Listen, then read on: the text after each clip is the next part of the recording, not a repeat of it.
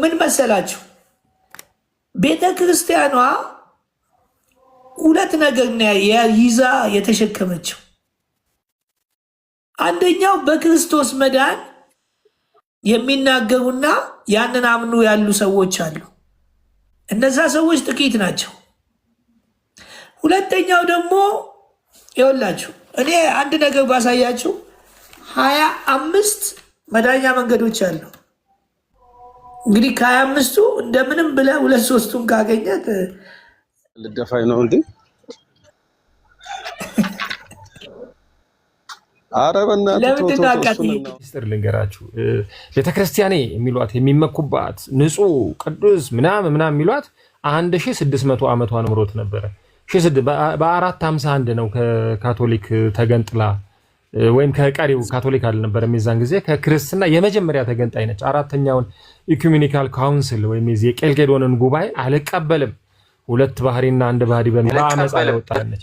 1600 ዓመት ፕሮግረስ አላረገችም፣ አልሰፋችም፣ ከኢትዮጵያ ምድር አልወጣችም። ይኸውላችሁ ወንጌል ገማርያል እንኳን ምን አለ አንድ ጊዜ ተዋቸው አለ ሐዋርያትን ሊገርፏቸው ሊገድሏቸው ተዋቸው አትንኳቸው ከእግዚአብሔር ከሆኑ ልታቆሟቸው አትችሉም ከእግዚአብሔር ካልሆኑ ራሳቸው ይጠፋሉ ብሎ እንደው ምሳሌ ውስጥ ተናገረ። አክሲስ ሚውተር አርግ እዛ ባህር ዳር ሄደህ ባህር ዳር ማቀፈር ነው ሚውት አድርገው ዲያቆን አዲስ እና መናፍቅ ተሰባላችሁ አስወረደው ዱብ አድርገው እንስማውና ምንፍቅናውን እስቲ እንወቀው። ምንፍቅናው እንስማው ይመናፈቅሽ። እሺ መልኬ አክሲስ የሚባለውን የባህር ዳሩን ሰውዬ አውት አድርገው። እሺ ጆሲ የሚባለውን የሚውጣውና ጆሲ ሊረብሽና እሺ ይወዳላ ምን ችግር አንድ ነገር ልንገራችሁ። እንግዲህ የቀደመችው የምትባለው ቤተክርስቲያን 1600 ዓመቷ ነው። በ451 ነው ከክርስትናው ተገንጥላ የወጣችው። በ1600 ዓመት ከኢትዮጵያ ምድር ከኢትዮጵያ መልክዓ ምድር አልሰፋችም። ለምንድን ነው ያልሰፋችው? ክርስቶስ ኢየሱስ ስለሌላት። ኢየሱስ ያለው ወንጌል ሊቆም አይችልም። 1600 ዓመት የትም አልሄደችም። የወንጌል አማኞቹን ተመልከቷቸው። በ30 በ40 ዓመት ኢትዮጵያን ምድር እንዴት እንዳካለሉ እንዴት እንደሰፉ ምድሪቷን በወንጌል እንደሸፈኑ። ስለዚህ እግር የሌለው ወንጌል፣ መሄድ የማይችል ወንጌል፣ መንቀሳቀስ የማይችል ወንጌል ነገር ወንጌል አይባልም። መሄድ የማይችል የሰዎችን ህይወት ትራንስፎርም ያላረገ ጥንቆላን፣ ሴክስን፣ ሌላ ነገሮችን በምድራችን ላይ ካልጋ ወደቁ እኮ ነው የሚለው ሰው እኮ ካልጋ ወደቁ እኮ ሚውት አድርግ ወይ ያወርድሃል። አታወርደኝ ሚውት አድርግ ወይ ያወርድሃል። አትችልም። ስለዚህ በ1600 ዓመት ህዝባችንን መከራ ያበላ አንድ ያደረገው ነገር አንድ ይጨርስ ዮናስ ጠቅለል አድርገውና ወደ ይት እሺ ሚውት ያድርገው። ማንም ስፔሻል ከዚህ በኋላ አንተም ጠቅለል አድርገው። ቅድም የምወያይ ስለሌለ ተቀልለዋለሁ። እሺ መከባበር ሰው እንዴት ነው እናንተ እንደዚህ የምታስገቡ? ዝም ብሎ ስድብ አለ። የፖለቲከኛ ሰው እኮ ነው። እኔ አልሰደብኩም አልነገርኩም። እኛ ቤት ነው እግዚአብሔር የለም አይደል ነው እንጂ የመጣው ይግባ። እኔ ማንም ይግባ። እኔ ጉዳይ ነው ተላባጅ ነኝ። መልክዬ እኔም ስናገር እንዳታስቆጡ። ኢየሱስ በምድራችን አትችላለህ፣ መብትህ ነው። ኤክሰስ እኔም ስናገር ስድብ ነው እንዳታስቆጡ። ይኸው እኔ ይኸውልህ አክሰስ ማርያምን በቃ እናንተ የፈለጋችሁትን በሉ። በጣም እኔ ስናገር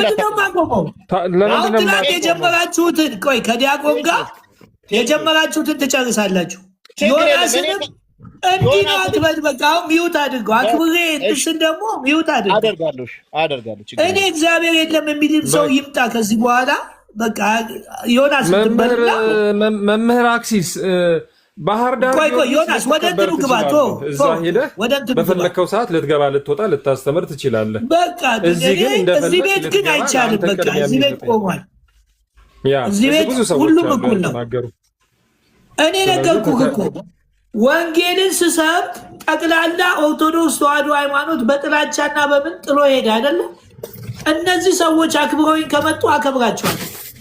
ክብር የምሰጠው ወንጌሉን እንስማ፣ መልካሙ ወንጌልን ይናገራል ብለው እንደውም ስለምንም አንፈልግም አንተ ተናገር ብለው አክብረው ቁጭ ካሉ ይኸው እነ ያሬድ እዛ ገብተው ከአሌክስ ጋር አንድ እንሁን ይኸው መምህር በረከት እያወሩ ነው። እኔም ከፕሮቴስታንት ወንድም እህቶቼ ጋር እንኳን ደህና መጣችሁ አክብሬያችኋለሁ። እግዚአብሔር ይስጣችሁ። ወደ ገዛ ወገኖቼ ብመጣ የስድብ ማዕትና የዛቻ ማዕት ነው የደረሰብኝ። እነሱንም አልጠላም፣ ሲፈልጉ ይመጣሉ። እኩል ነው ሁሉንም የማየው። ለእኔ አሁን ቲክቶክ ላይ መምህር የለ፣ ዲያቆን የለ፣ ቀሲስ የለ፣ ምንም የለም፣ ማንም የለም ቲክቶክ ላይ። እኔ ግን በራሴ ኦርቶዶክስ ተዋሕዶ ሃይማኖት ነኝ። ምድር ላይ ያሉ ካህናት ሊቃውንት የነሱ ነኝ እኔ።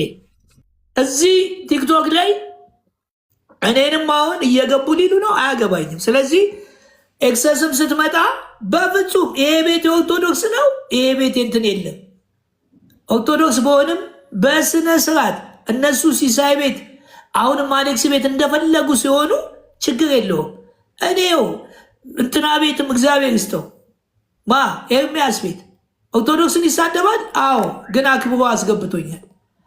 ሌላም ቤት እናንተ አልፈልግም ስትሉ መዳን ከሌላ ቦታ ይመጣል። ምን ችግር አለ? ደግሞ አውቃቸዋለሁ 24 ዓመት ወደ እነሱ ባልሄድም ግን አሁን ተስማምቼ ከነሱ ጋር ወንጌልን እሰራለሁ። ተያይዘን ራሱ መስቀል አደባባይና ስቴዲዮም ራሱ አብረን እንትን ማለታችንም አይቀርም። ከጥላቻ ወጥቻለሁ፣ ከምን ወጥቻለሁ። እግዚአብሔር ይመስገን። ከኔ ከምላቸው ሰዎች እነሱ ይበልጡብኛል። እነሱ ትክክል አይደለም ከተባሉት በላይ ሰይጣን እንኳን እንደዚህ ይሰድበኛል ብዬ አልጠብቅም። ሰይጣን ሰድቦኝ መልኬዋ ቆይ ልንገር፣ አያገባኝም። እኔ ያከበሩኝን አከብራለሁ፣ ችግር የለውም። እኔ እኮ አታክብር አይደለም። ይሄ ቤት የኦርቶዶክስ ነው ብዬ በጣም አልኩኝ። ለካ አሁን እኮ ልክ የሚያጋባ ነገር አይደለም። ይኸውልህ አንድ ነገር ልንገርህ፣ ልክ አይደለም።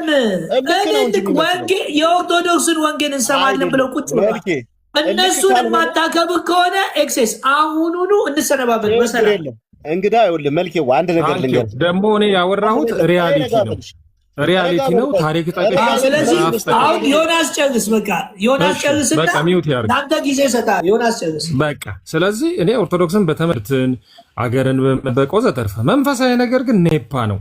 1600 ዓመት አፍሪካን ዓለምን ማጠቃለል ሲገባትና ስትችል በ1600 ዓመት ኡጋንዳ አልገባችም፣ ኬንያ ሞያሌ አልገባችም። ምክንያቱም ኢየሱስ ቢኖር ኢየሱስ የማያሸንፈው ብርሃን የማይጠቀልለው ጨለማ የለም።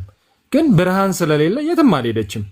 ይልቅስ እንኳን መስፋት አሁንማ ዲክላይን እያደረገች ነው። በሁለት ምክንያት እየቀነሰ ነው ቁጥሯ አማኟ። አንድም አማኞቹ ራሳቸው ብርሃን እየበራላቸው ወንጌል ወደሚሰበክበት ጴንጤ ያላልኩም የክርስቶስን ወንጌል በመስማት እየሰሙ እየተለወጡ ነው። ይህም ባለፉት 25 ዓመታት 30 ሚሊዮን አማኞቿ ከሷ ሄደዋል። ሁለተኛ ድሮም ሰፋች ወይም የሰፋች መሰለን በመውለድ ነበረ። አሁን ኑሮ ራሱ የወሊድ መከላከያ ስለሆነባት ሰውም ድሮ 10 የሚወልደው ወደ 5 ወደ 4 ገጠሩም እየወለደ ስለሆነ ዲክላይን እያደረገ ነው። አማኙ የመጥፋት አደጋ ተደቅኖባታል ማለት ነው። ይሄ በ2007 የሲኖዶስ ጉባኤ መሰለኝ እና ሲናገሩ እንደውም በጳጳሱ እኮ በአማራ፣ በኦሮሚያ፣ በደቡብ በምናምን በትግራይ ብለው አስቀምጠውታል በፊገር በጣም ዲክላይን እያደረገ እንደሆነ። አሁንም ትምህርቷ በተለይ ይሄ ሶሻል ሚዲያ ከመጣ በኋላ በጣም ብዙ ነገር እየተገለጠ ስለሆነ መጽሐፍ ቅዱሳዊ ያልሆነ ትምህርት እያስተማረችም ስለሆነ በጣም ኢን ራፒድ ፔስ በጣም በፈጣን በሆነ ፔስ ዲክላይን እያደረገች ነው ቤተክርስቲያኗ። በነገራችን ላይ ዮናስ አንድ ጥያቄ ልጠይቅህ። አሁን እንደዚህ ኦርቶዶክስን የምታነሳው ውስጥ ስላለች ነው አይደል?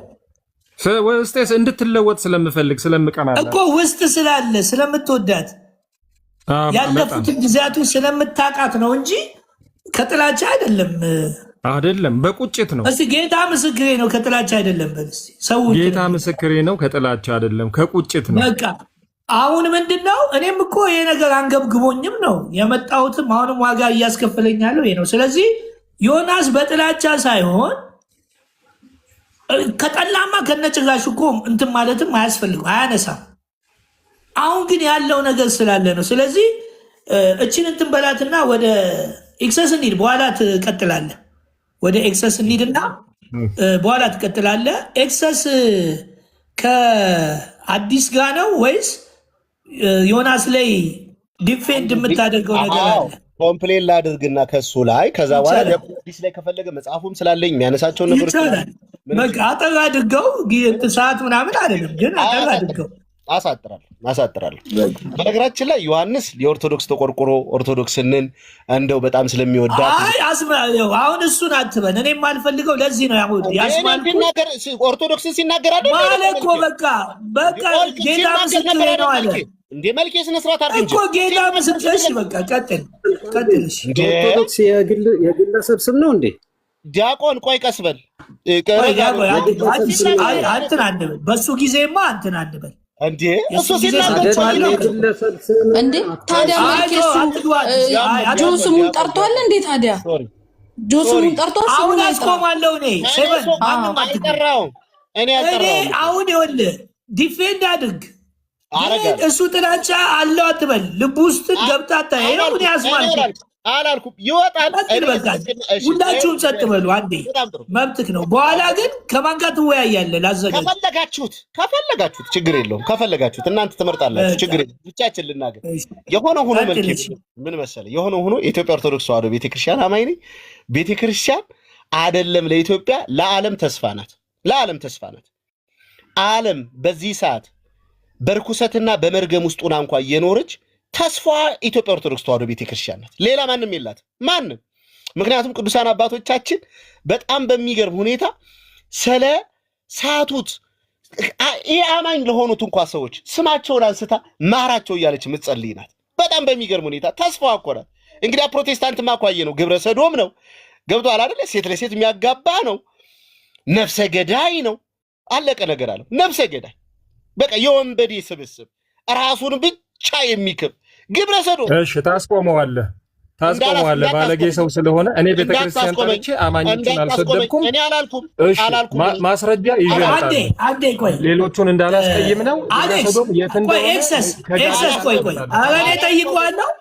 ቆይ ኤክሰስ እሱ አሁን ቤተክርስቲያን ግብረ ሰዶም ነች እንደዚህ አለ ማምጣት ማስረጃ። ይሄውን ማስረጃ ከታለ ቤተክርስቲያን ውስጥ ደጋሚ አስማተኛ አንዴ ኤክሰስ ደጋሚ አስማተኛ ሟርተኛ ምናምን የለም ብሏል እኮ ብሎናል እኮ የለም ወይ የለም። ኦርቶዶክስ እኔ እሱን እኮ አልጠየቀውም። እንደዚህ ለምን ነው የለም ወይ ለምን መሰለህ እሱ እንደዚህ መልኬ ቅድም ሲናገር እሱን እኮ አልተናገርኩም። በጣም ያስጠላላ። ሶዶሚያን ምናምን ሲባል ሶዶሚያን ሁሉም ጋር ነው ያለው። ዮናስ ግብረ ሶዶሚያን ኦርቶዶክስ ጋርም አለ፣ ካቶሊክ ጋርም አለ፣ ሁሉም ጋር አለ። ማስረጃ አምጣ። ከደጋሚ በላይ ቆይ ከሶዶሚያን እንኳን ከሱ መጣ ይኸው ያውጣሽ ማስረጃ እንኳን ከሱ መጣ። ቀጥል አመጣለሁ። እንዴ እኔ ሌሎቹን እንዳላስቀይም ብዬ ነው እንጂ እኮ አምጣ ማስረጃ አምጣ። ይኸውልህ መልካም ነገር ይኸው ማስረጃ ብላል። አዳም በቃ ጠብቀው። ይኸው ጠብቀው። በቃ ይኸው ማስረጃ አውጣ። ሰንደቅ ጋዜጣና የሰሜን ጎንደር ስነ ስርዓት ይዞ ነው እንጂ ሶዶሚያን እንደዚህ ካፋ ስነ ስርዓት አድርጎ ነው ወይ ሲናገር የነበረው መልኬ? ምን አለ? ሶዶሚያን በጣም እኮ ሼም ነው። ሶዶሚያን ማለት በጣም ሼም ነው። እንዴ አይደለም ልትለኝ ነው? ያስከስሳል እኮ ይሄ እኮ ያስከስሳል። ያሳየሽ ይምጣና ኤክሰሰኛ መጦ መክሰስ ነው እኮ። ታዲያ እንዴት አንተ ኤክሰስ ግብረ ሰዶም ነው ጴንጤ ስትል ኦርቶዶክስ ጋር ያለው ማት የራስን ጉድፍ እንትሳንታ በኢየሱስ ምን አስማተኛ ብላን ሚውት አድርግ ደጋሚ የለም እንዴ? ደጋሚ የለም እንዴ? ፋዘርን እኮ የገደሉት እኮ ደብተራዎች ናቸው። ይኸው እኔ ምስክር ነኝ። አባቴን የገደሉት መልኬ ለምንድን ነው ይሄን ያክል የምትወግተኝ? ለምን ነው የምትወግተኝ? አይደለማ ሶዶሚያን ስትል ያንን በጣም ሼም ነው። እንዴት ሰው ሶዶሚያን ይባላል? አሁን ቀጥል እንትኑ ላይ ሶዶሚያን ሳትል እንትኑ ቀጥል። ስማ እሺ ልናገር፣ እኔ ልናገር፣ ካልሆነ ወደ ውይይት እንገባለን። መሰዳደብ ልናገር ችግር የለውም። በጣም በሚገርም ሶዶሚያን እሺ ልናገር በቃ እሺ ችግር የለውም። ችግር የለም። አባ ገብረ ጻዲቅ ወልደ ሩፋኤል አልፈልግም። እኔ እንደዚህ አይነት ነገር አልፈልግም። አድርግ ልናገርበት ቀሲስ ይመሰል ሀባ ይባሉ ሁለት ሰዎች አልፈልግም። እኔ ሁለታችሁ ቢዩት አድርጉ። ቆይ አንዴ ዮናስም አንተም አልፈልግም። እኔ የወንጌል ቤት እንጂ የስድድብ ቤት አይደለም። አሁን ድንበድን በቃ ሁለት አይ በቃ እኔ አልፈልግም። እንደዚህ አይነት እንትን አልፈልግም። ቀጥል፣ ጊዜውን ሰጥ ይችላል። እሺ ሰዶሚያን ከሰዶሚያን በላይ በኢየሱስ ክርስቶስ ችግር የለውም። እሺ ችግር የለውም። እሺ በጣም በልክ እግዚአብሔር ሰዶሚያን አይባል ስላስገባኝ አመሰግናለሁ። ድምጽ ስለሰጠኝ አመሰግናለሁ። እኔ ችግር የለም። እኔ ማንም ይግባ እኔ ጉዳይ አይደል። ግን እኔ ጃኒ እንደዚህ አይነት ነገር ብታቆሙ አንደኛ ለራሳችሁም ክብር እኔ ጃኒ አላውቅም። ችግር የለም። የኢትዮጵያ ኦርቶዶክስ ተዋሕዶ ቤተክርስቲያን በነገራችን ላይ የወንጌል ብርሃን የበራላት ብቻ ሳይሆን ራሷ ብርሃን ናት። ራሷ ብርሃን ናት። ምክንያቱም ከተባለ ሐዋርያዊ ቅብብልን የያዘች የክርስቶስን አስተምሮ የያዘች ክርስቶስን የለበሰች ክርስቶስን በልታ ጠጥታ ለዓለም የምታሳይ በአፏ ብቻ ሳይሆን በተግባር የምትገልጥ ናት የኢትዮጵያ ኦርቶዶክስ ተዋሕዶ ቤተክርስቲያን። ጠላቶቿ ማን እንደሆኑ ይታወቃሉ። ምን ጊዜም ቢሆን የኢትዮጵያ ኦርቶዶክስ ተዋሕዶ ቤተክርስቲያንን የሚጠላ ሰው ማን ነው ከተባለ ጋርዳኤል ነው። ማን ነው ከተባለ ዲያብሎስ ነው።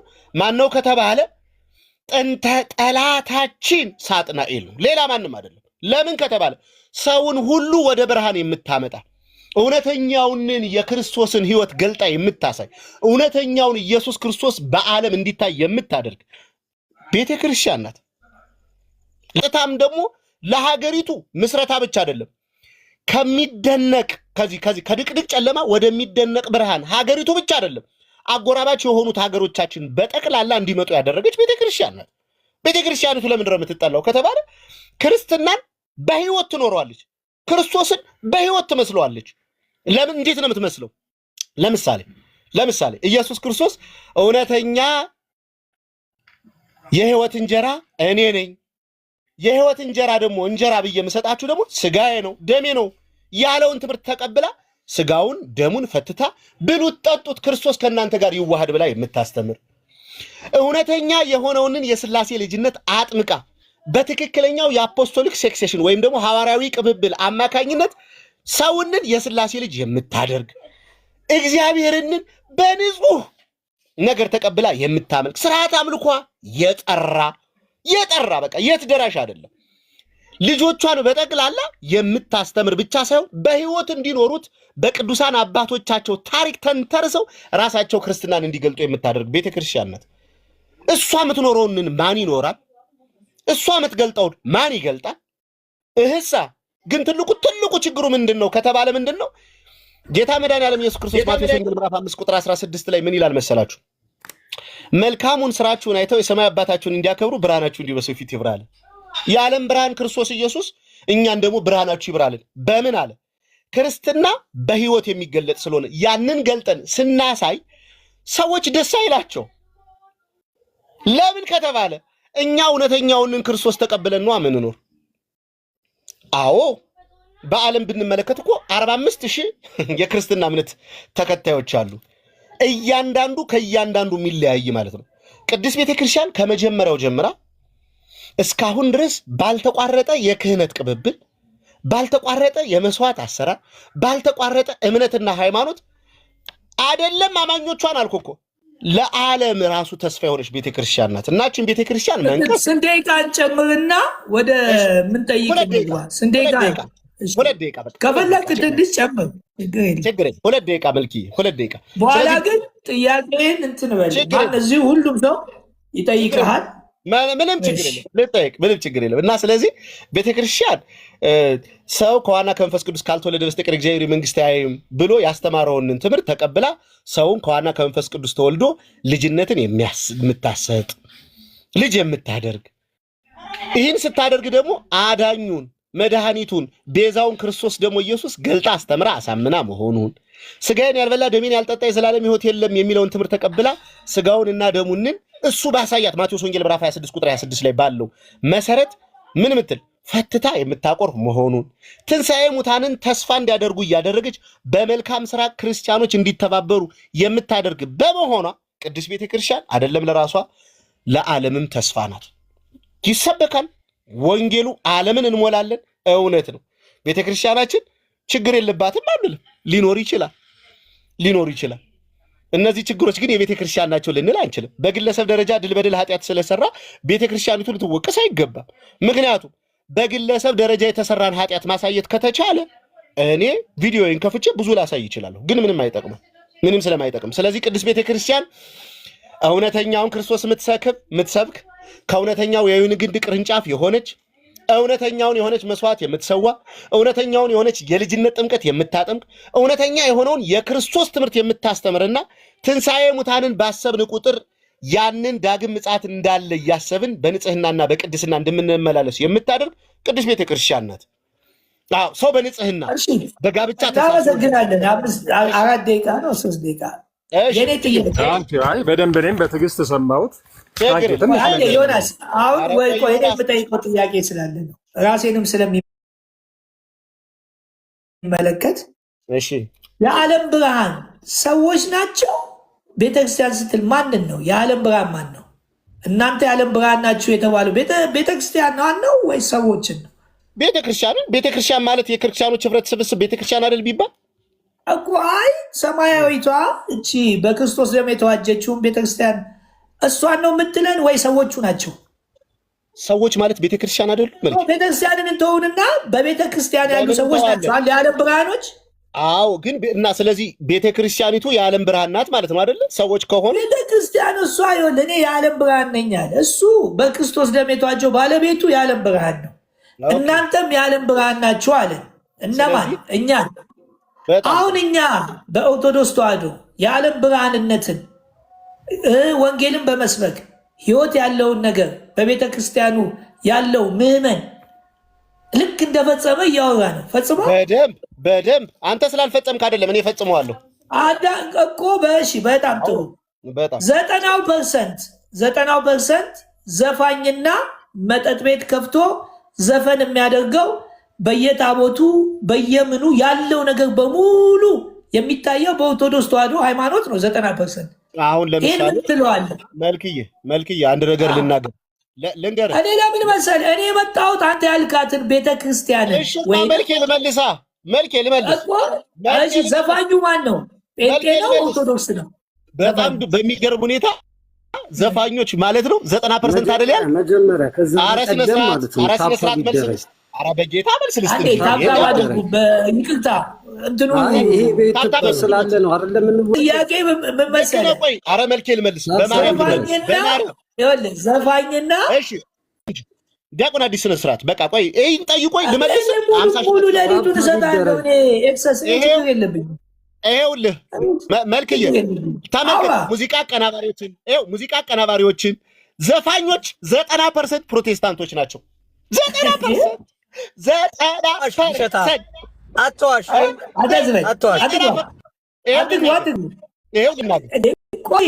ልናገርሽ አዲስ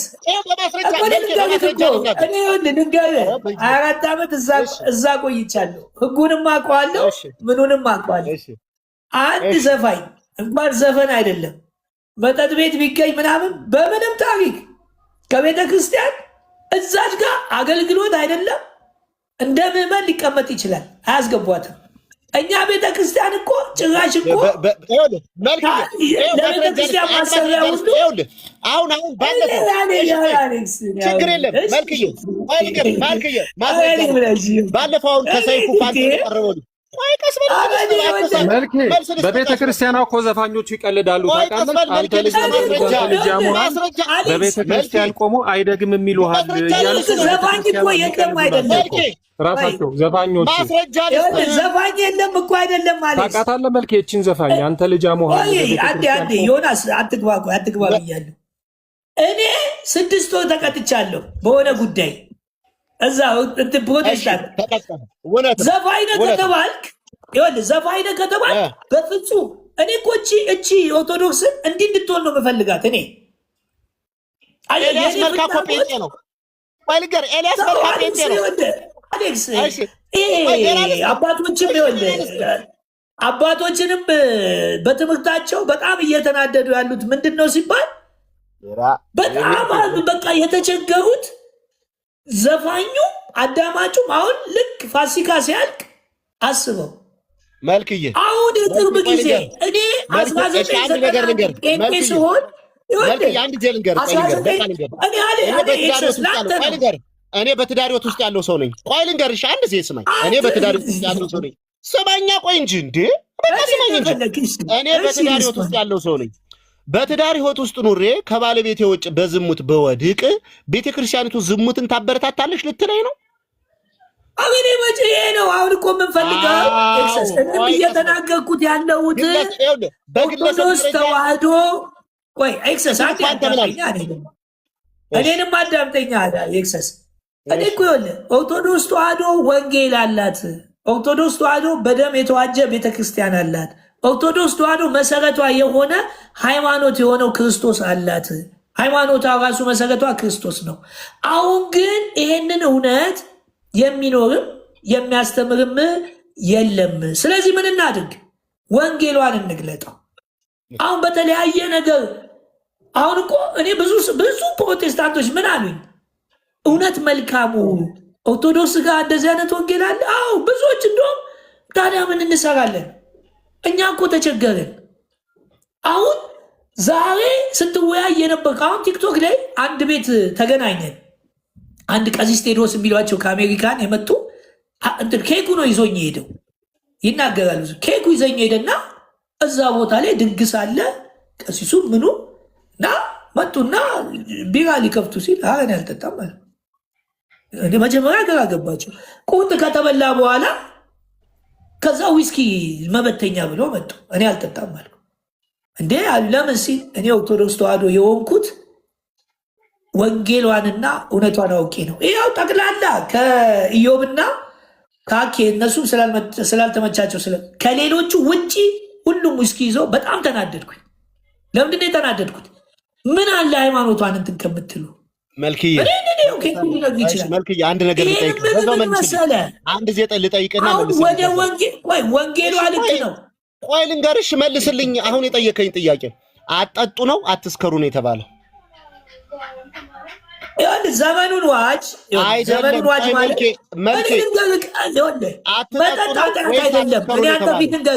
መጠጥ ኃጢአት አይደለም። መጠጥ ኃጢአት የሚሆንብህ እንዴት እንደሆነ ልንገርህ። የወንጌል እንቅፋት ሲሆን መብልም ወንድምን የሚያደናቅፍ ከሆነ ተወው፣ ለዘላለም አልብላት። ሌላው ደግሞ መጠጥ ቤት ስትሄድ ሰምቻለሁ። በጌታ በመቤቴ አትክልት መብላት በመቤቴ ልጨርስ አንድ ደቂቃ። መጠጥ ቤት ስትገባ እኔ እኮ በቀን 10 ጋቢ የሚያጥብ መጠጥ ነበር ስጠጣ የነበረው ወደ ውሃ ሲለወጥ። መጠጥ ቤት አጭር ቀሚስ የለበሰች አለ። መጠጥ ቤት ዘፈን አለ። መጠጥ ቤት የምትሰማው በሙሉ መንፈሳዊ ስላልሆነ እኔ ቅዱስ ነኝና እናንተም ተቀደሱ ሲልባል መለየት ገባ። ዛሬ ቤተ ክርስቲያኗ አሁን እግዚአብሔር ይመስገን አሁን በተለይ አንድ ጀግና ሊሰጥቷታል። መልካሙ የሚባል ጀግና በእውነት ለወንጌሏ ለመጽሐፏ እንዲህ የሚሟገትላት። አሁን ይሄ ወንጌል እየተስፋፋ ሲመጣ ሰዎች ይለወጣሉ። ሰዎች ህይወታቸው የሚለወጡት ለምሳሌ እንዴ ምንድነው ከሚስት ጋር ምንድነው ወይን ምናምን ብትጠጣ የልቴን ነው ከሚስት ጋር አይደል እንዴ አሌክስ? እኔ አሁን ብትጠጣ ችግር የለውም። አንተ ቤት መጥቶ ግን አንድ ሰው አሌክስ መምህር ብሎ መጥቶ ስትጠጣ የሚያሰናክል ከሆነ ደብቀው ወይ ድፋው። ለማን ስትል? እውነት ነው። አሁን ይህንን እኮ ነው ይኸውልህ፣ እነሱ ፕሮቴስታንት በምን አደንቃቸውን ለመሰለ ከላይ ሜታ እንትን አልሜታ ከስር ሜታ ስለምናቸው ስለ እምነታቸው እንኳን ይደበቃሉ። ተደብቀው ነው የሚያደርጉት በገሃድ እንደተፈቀደላት። እዚህ እኮ ሁለት ጠጣ ስትለው እንዴት ነው ሰው ሁለት? እኔ እኮ አውቀዋለሁ የመጠጥን እንደኔ አይነት ጠጪ እኔ አለ ብዬም አላስብም። ከዚህ ሁሉ አሁን ልክ ነው ይሁን። እኔ ይሄንን ነው የምልህ። አቡ ሃይማኖቷን እየተከራከረ መልክ የስማኝ ስካር ኃጢአት ነው። ገላትያ መልእክት ምዕራፍ 5 ላይ ደን ስንመለከት ወደ እግዚአብሔር መንግስት ከማያስገቡ ውስጥ አንዱ መስከር ነው። ቤተክርስቲያኒቱ ደግሞ ስካርን አታተባብርም። ቆይ እሺ ቃል ጨርስ። ጭራሹ ቆይ ባትጠጣስ ምንድን ትሆናለህ? ከኔ ጋር ያውራ። መጠጥ ነው ወደ ስካር የሚመራው፣ ወደ መጠጥ ወደ ወንጀል አትመለከቱ ይላል እግዚአብሔር ቃል። የሰካራም ደጋፊ አስተሳሰብ ነው። መናፍቅን ያላወራ መናፍቅ ጋር መናፍቅን ያላወራ ኧረ እባክህ አንተ መጠጥ ጠጡ አትስከሩ ይላል እንኳን የምትለው እንኳን መናፍቅ አልተባልክም። በስዕል ፊት ወረቀት መዝሙረ ዳዊት ምዕራፍ 12 23 ላይ ጨከቱ ወደ ወይን ጠጅ አትመልከት። መልኬ አስቆሞና ከአንድ ሰው ጋር ያወራ ሰውየው እንደዚህ መልኬ ሁሉም ሰው የሚያወራማ ከሆነ ያስቸግራል። እውነት ነው የሚያወራ ከሆነ አሁን እኔ ሁላችሁም ጥፋተኛ እንደሆናችሁ ነው። እኔ ሳልፈልግ እንደዚህ ከታች ወርዳለሁ መልስ አስገባኝ። ምንም ችግር የለውም። ከአዲስ ጋር የጀመራችሁትን ጨርሱ። ችግር የለም። እሺ አዲስ መልኬ ታዲያ እኛን እያሰደብክ ዝም ብለን ቁጭ እንበል እንደኛ? ሙዚቃ ሰርተው መተው ቤተክርስቲያን ኮንግራ ብላ ጨብጨባ የምትቀበላችሁ አሉ። እኔ እየተናገርኩ አይደል እንደ ኦርቶዶክስ ጋር ያለውን የሚጠጡትን እያልኳል። ታዲያ ለምን እንትን እኔ እንደዚህ አይነት ድጋፍ እኔ አልፈልግም። ፕሮቴስታንቶችን በዚህ በስነ ምግባር አሁን ከሆነ ሲዝም በኋላ እንጂ በእኔ በነበርኩበት ጊዜ ፕሮቴስታንትም በስነ ምግባር ማንም ሊነቅፋቸው እንደማይችል አውቃለሁ። ከሆነ ጊዜ በኋላ ግን ሲዝኑ ሲለወጥም ሙሉ በሙሉ እንደዛ ናቸው አይባልም። እኔ የተቸገርኩት ንጹህ የሆነ ኦርቶዶክስ ሃይማኖት ውስጥ ወንጌል እያለ መጽሐፍ ቅዱስ እያለ ቤተክርስቲያን ዶግማ እያላት ቀኖና ስርዓቷ እያላት ህዝቡን ካለማስተማር ካለመነገር የተነሳ ይሄ ነገር ለምን አይልም ብለን ተነሳ። ሌላ እኔ ምንም ዓላማና እቅድ የለኝም። ወንጌል እንደሚለውጥ አውቃለሁ። አሁን 2-3 ከምትል እንደ መምህር በቃ ተው። እዚህ ጋር እንደው መልክዬ እኔ መጠጥን ምደግፍ ሰው እንዲጠጣ እንዲሰጥ ይመስላል። አሌክስ ተውና ወደ እንትኑ አይደለም መልክዬ አሁን አዲስ ጋር ግቡና ተወያዩሽ። እሺ አዲስዬ ያው ወደ ትናንትናው ግቡ። እሺ አዲስዬ መጽሐፉን ላውጣ። የተስተካከለ ነገር ካለ ገብረ መንፈስ ቅዱስ ገድሎ አለ ይላውጣ። ሰሙዬ ልወጣ ነው። ይደውላል አይደለ? ማንም አይደውልም። አሁን አይሰሙ ተመለስኩ በሚል ሰሙ ምን ያደርግልሃል? ከክርስቶስ ጋር ዥዋዥዌ የምትጫወተው አይደለም። በጣም መጥፎ ነው። ታብዳለህ። እኔ ያበደ ጓደኛ አለኝ። ዥዋዥዌ ሲጫወት አበደ። አትጫወት። በቃ ቆራጡን ሊያስከው ዓላማ ቆራጡን። አረ መልክ የግድ የለም። እኔ በጣም ያስጠላል እንጂ እዛም ዥዋዥዌ መጥፎ ነው። ተጣፋበታል። አረ ቆይ ግድ የለም። ውጣ በቃ ሂድለት። በቃ አሌክስ ሂድለት። እኔ ማንም አልደወለልኝም። አንተ እየተደወላለህ ከቤት ነው። እሺ እራት ደርሷል እየተባልኩ ነው። ስነ ስርዓት አድርጉ እንጂ ዝም ብላችሁ ግድ የለም። ተጫውተህ አውርተህ ሂድ። እሺ ምንም ችግር የለውም። እሱ እናደርግ። ዲያቆን አዲስዬ ልክፈታ። እሺ እኔ አባት ዲያቆን አዲስ የቤተ ክርስቲያን ዲያቆን ነው፣ ወንድማችን ነው። እሱን እንሰማዋለን። ተሳስተን ከሆነም እኛም እንታረማለን። እሺ ዲያቆን አዲስ ትናንትና የገብረ መንፈስ ቅዱስ እንትን ላይ ነው ችግር አለ ሲል የነበረው። ዲያቆንዬ ገጹ ንገረኝና ጥያቄ መጠየቅ ትችላለህ። አይሰማም ዲያቆን አዲስ 16 እሺ 216 ትናንትና 83 ነበረ፣ ዛሬ 216። እሺ እኔ አባት ትናንት 80 ምናምን ነበረ። 80 ምናምኑ ትክክል አይደለም፣ ተሳስተን ነው ቤተክርስቲያኒቱን ያማናት ስላሉ ተቀብያለሁ። 216 ትናንትና ያው በውሸት ስትታማ ስለነበር ማለት ነው ቤተክርስቲያኒቱ 216 ፕሮፓጋንዳውን ተውና መጽሐፉን አውጣ። ሐሰትን ዝሙትን ከሚለው ጀምረህ አንብቤው። ከሱ ይልቅ አሌክስ ኤክሰስ ብታነበው ምን ችግር አለ? እሺ አንተ አንብበው። መልክ ግን ምንድን ነው የምትል ግን እንደ መጽሐፍ ቅዱስ ምን እሱ ጨለማ ሆነ እኮ የራሱ ጉዳይ፣ በቃ የራሱ ጉዳይ። እሱ አይደል እንደ ማስረጃ ያመጣ እንዴ? ምንድን ነው የምትል አንተ? በቃ ራሱን ያመጣ ያምጣ። አሁን እንዳታነበው ሄድ ቀጥል፣ አንብብ፣ ራስህ አምጣት። ሐሰትን ዝሙትን ብሎ ይጀምራል አይደል እኮ። ለምን አታነብም? አዲስ ምንድነው ችግሩ? አታነብም እንዴ? ክፈተው አንተ፣ አምጣው ዝም ብለህ አንተ። ቆሻሻ 16 ለምን አንተ አታቲዝም እንዴ? ይኸው እኮ እያሳየው እኮ ነው። ቆሻሻ ይላል እንዴ? ቆሻሻ እያሳየው ነው። ማንበብ ቆሻሻ ይላል እንጂ ክብር ሲሰጠው እንትን ይላል። 110 አንብብ ለሌሎች ለሰዎች 16 አይደል? ደግሞ ቆሻሻ ብሎ ሊወያይ ይፈልጋል እንዴ? አንተን መጠጥ ይቻላል አለ። እኔ እኮ አውቄ ነው የማስወራው። መጠጥ ይቻላል አለ። አሁን ደግሞ ቆሻሻ ይላል። ቆሻሻ አንተ ነህ። እነዚህ ናቸው እኮ የኦርቶዶክስ አስተማሪ። አሁን አንተ አስተማሪ ነኝ ብለህ እንትን ትላለህ። አሰዳቢ። እኔ እኮ እነዚህ ተወሽቀው እኮ ነው ይሄ።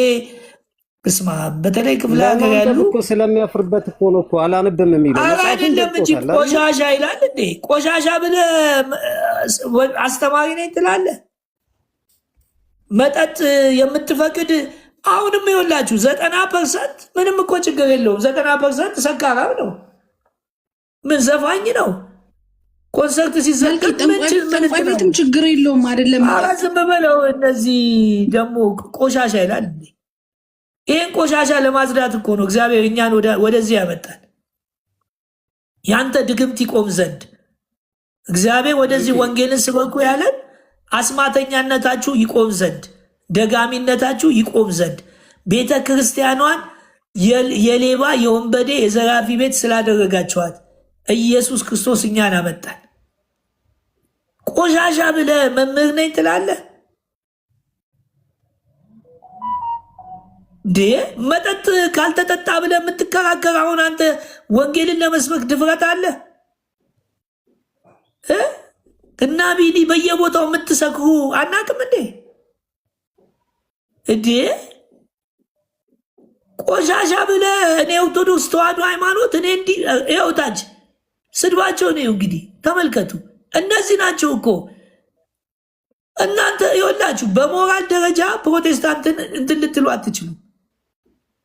ሞራል የላችሁ፣ ምንም ሞራል የላችሁ። ለምን? ይኸው አስተማሪዎቻችሁ እነሱ ናቸው። ስለዚህ እነዚህ ናችሁ ማለት ነው የሚያስተምሯችሁ። ሰው ማንን ይመስላል? መምህሩን ይመስላል። የወንጌል ጠላቶች። መጠጥ ካልተጠጣ ብሎ ሰው ሙግት ይይዛል። እኔ እኮ አውቄ ነው። ዮናስ ዛሬ አስቸገርከኝ። ሌላ ጊዜ እንደዚህ አታድርግ። እኔ የራሴ ምርጥ ስራ አለኝ። ዮናስ ምርጥ ስራ አለኝ። እሺ ችግር የለም። አይ ዛሬ እንትናም ማነች ሲፈንም ሁለተኛ እንደዚህ እንትን አትበይ። እኔ የራሴ ስራ አለ። ገባችሁ? እነዚህ ናቸው እኮ ያስተማራቸዋል። ቆሻሻ ሰው እንዲሉ እታችሁ ቡሽቲ እንዲሉ እንደውም ከደጋሚ በላይ ከአስማተኛ በላይ ቤተ ክርስቲያኗ ገና ትጸዳለች። አሁን የመንፈስ ቅዱስ እሳት ዘንቧል። መንፈስ ቅዱስ እግዚአብሔር ቤቱን ያጠራል። ያን ጊዜ ነው ኢትዮጵያ እጆቿን ትዘረጋለች የሚለው የሚፈጸመው። አንተ ቤተ ክርስቲያኗ እኮ ምንም እንከን የሌለባት የሆነ ነገር በቃ መንፈስ ቅዱስ እንደፈለገ ህዝቡ በቃ ኃጢአት የሚባል የሚጠላ አድርጎ መጥቶ እዚህ ጋር እንትን ሲል የድሮዋማ ያቺ ኦርቶዶክስ አንተ የተናገርካት ነች። ወደ ቀደመው ማንነቷ፣ ወደ እውነተኛ ወንጌልነቷ፣ ወደ መጽሐፍ ቅዱስ ማስረጃነቷ የአባቶችን የሐዋርያትን ትምህርት እናንተ ናችሁ እንቅፋቱ ናችሁ። እንቅፋት ካልተጠጣ ብሎ ሙግት የሚይዝ ስካር እኮ አንድ ሁለት ጠጣ እንዴ? አንድ ሁለት ጠጥታ አየን እኮ። ማን ነው አንድ ሁለት የሚጠጣው? ከሃይማኖታችን ዞር በሉልን። ከቻላችሁ ወንጌልን አምናችሁ ተቀብላችሁ ህይወታችሁን ለውጡ። ካልቻላችሁ ዞር በሉ። ኦርቶዶክስ ተዋሕዶ ሃይማኖት እናንተ አትመጥናችሁም፣ አትችሉም። ለእሷ ቃል ለመናገር አትችሉም። አባቶች አላውንም ለማንበብ ለምን አፈረ? ለምን አነበው? ኧረ ዝም በለው ትቶ ለምን አነበው? ይግባና ያንብበው። አጋዞር በል ያለስ እንዴ እንደዚህ አይነት ቤቴን የወንጌል ቤት ነው ቢፈልግ እኔ ምን ያግልኛል? ስድብ ለመስማት እኮ ነው ሰው ተንጋግቶ የወጣው። አሁን ቢወጡ ደስ ይለኛል። ግን ወንጌልን ሰምተው ደግሞ ክርስቶስን ቢቀበሉ ከነ መምህሮቻቸው ክርስቶስን ተቀብለው ህይወታቸው ቢለወጥ ህይወታቸው ቢቀየር እኔ ደስ ይለኛል። እግዚአብሔር ኦርቶዶክስ ተዋሕዶን ሃይማኖት ያስባት። ማንን? ከዲያቆን እስከ ጳጳስ 67 ሚሊዮንን ህዝብ ያስበው። ወንጌል ስንሰብክ መከራ ተው። ሰው ለኃጢአት ይሟገታል። በጌታ በኢየሱስ ቀጥልስ ዮዮ ለኃጢአት ይሟገታል ሰው ኃጢአት ለመስራት። ኃጢአት እኮ የሚጀምረው እዛ ሄደ አንድ ሁለት ስትል ቅድም አልክ እኮ መጠጥ ቤት ምን ሴት የለም ሙዚቃ የለም እዛ ወሬው ስለ እግዚአብሔር ቃል ነው አይደለ? እግዚአብሔር የወንጌል እንቅፋቶችን እንትን ይበል። እሺ ያልተናገራችሁ ቦርናጌን እንኳን ደህና መጣ። ሰላም ለእናንተ ይሁን። ሰላማችሁ ብዝት ይበል ወንድሞች እህቶች። በጣም ያሳዝናል። ለመጠጥ የሚሟገት ሰው መጣ። ግን አጋጣሚ እኔ ላነብ ይዛል እንዴ አንተ? ቆይ አንዴ እንትን ትላላችሁ ሳትሰዳደቡ አዲስ ሳፍር የሚያነበው ከሆነ ይባርና ያንብበው። አንተ ለምን አታነብም? አንተ እኮ አያችኩ አንተ ለምን አታነብም? አንተ አንብቡለት። የሰማኝ ሰው ካለ አጥፍቻለሁ። አይ አንተ የራስህ ማስረጃ እሱን አንብብልኝ ትላለህ። ግን እሱ ስድቡ ነው ያን መጽሐፉ ላይ የለም ብሎኛል አይደል? አንብበው። ቆሻሻ መልኬ ሶዶሚያ አይደል? ቀስ በልማ። እኔ አንተን ሳላውቅህ እኮ ቀርቼ አይደለም መልኬ፣ አውቃለሁ። በደንብ ነው የማውቅህ። አታውቅም እንጂ አንተ ባህር ዳር መጠጥ ይሳባይ ስትሄድ ከጀርባ ተቀምጬ አዲስ ዝረጋ ብለህ ዝም በል። መጽሐፉን አንብበው። ዝም በል እና መልኬ አንተ አባ ዮሐንስ ብለህ ስትሄድ አንተ ቆይ ቀስ በል መልኬ፣ ቀስ በልማ። ዲያቆን አዲስ አንድ ጊዜ ቀስ ችግር የለውም። እኔ እኮ ዝም እላለሁ። አነበዋለሁ። ዝም በል መልኬ። ልነግረው እኮ ነው ማን እንደሆንኩ። ላነበው ነው። ዝም በል አንተ። በቃ ላነበው ነው። ቆሻሻ ታድሶ ዲያቆን አዲስ ዝም አሰኝ መልኬ። ይኸውልህ በጣም በሚገርም ሁኔታ አንተ ባህር ዳር መጠጥ ጢስ አባይ ስትሄድ ወንቅሸት ገብርኤል ስትሄድ ከጀርባ ሁኜ ነበር ስከታተል ነበር። አንተ አታውቀኝም። ምን መልኬ ልንገርህ፣ ታድሶ እንደወግ ስለወግ ታድሶ ስለወግ ታድሶ ዘመን ይሰራል። ቆይ ልንገርህ ምን እንዳደረክ ልንገርህ። ከዛ ታድሶ ናቸው። ቆይ ልንገርህ፣ ስማኝ አንተ ስማኝ። ዝም ብለህ ድል በድል ስለማታውቅ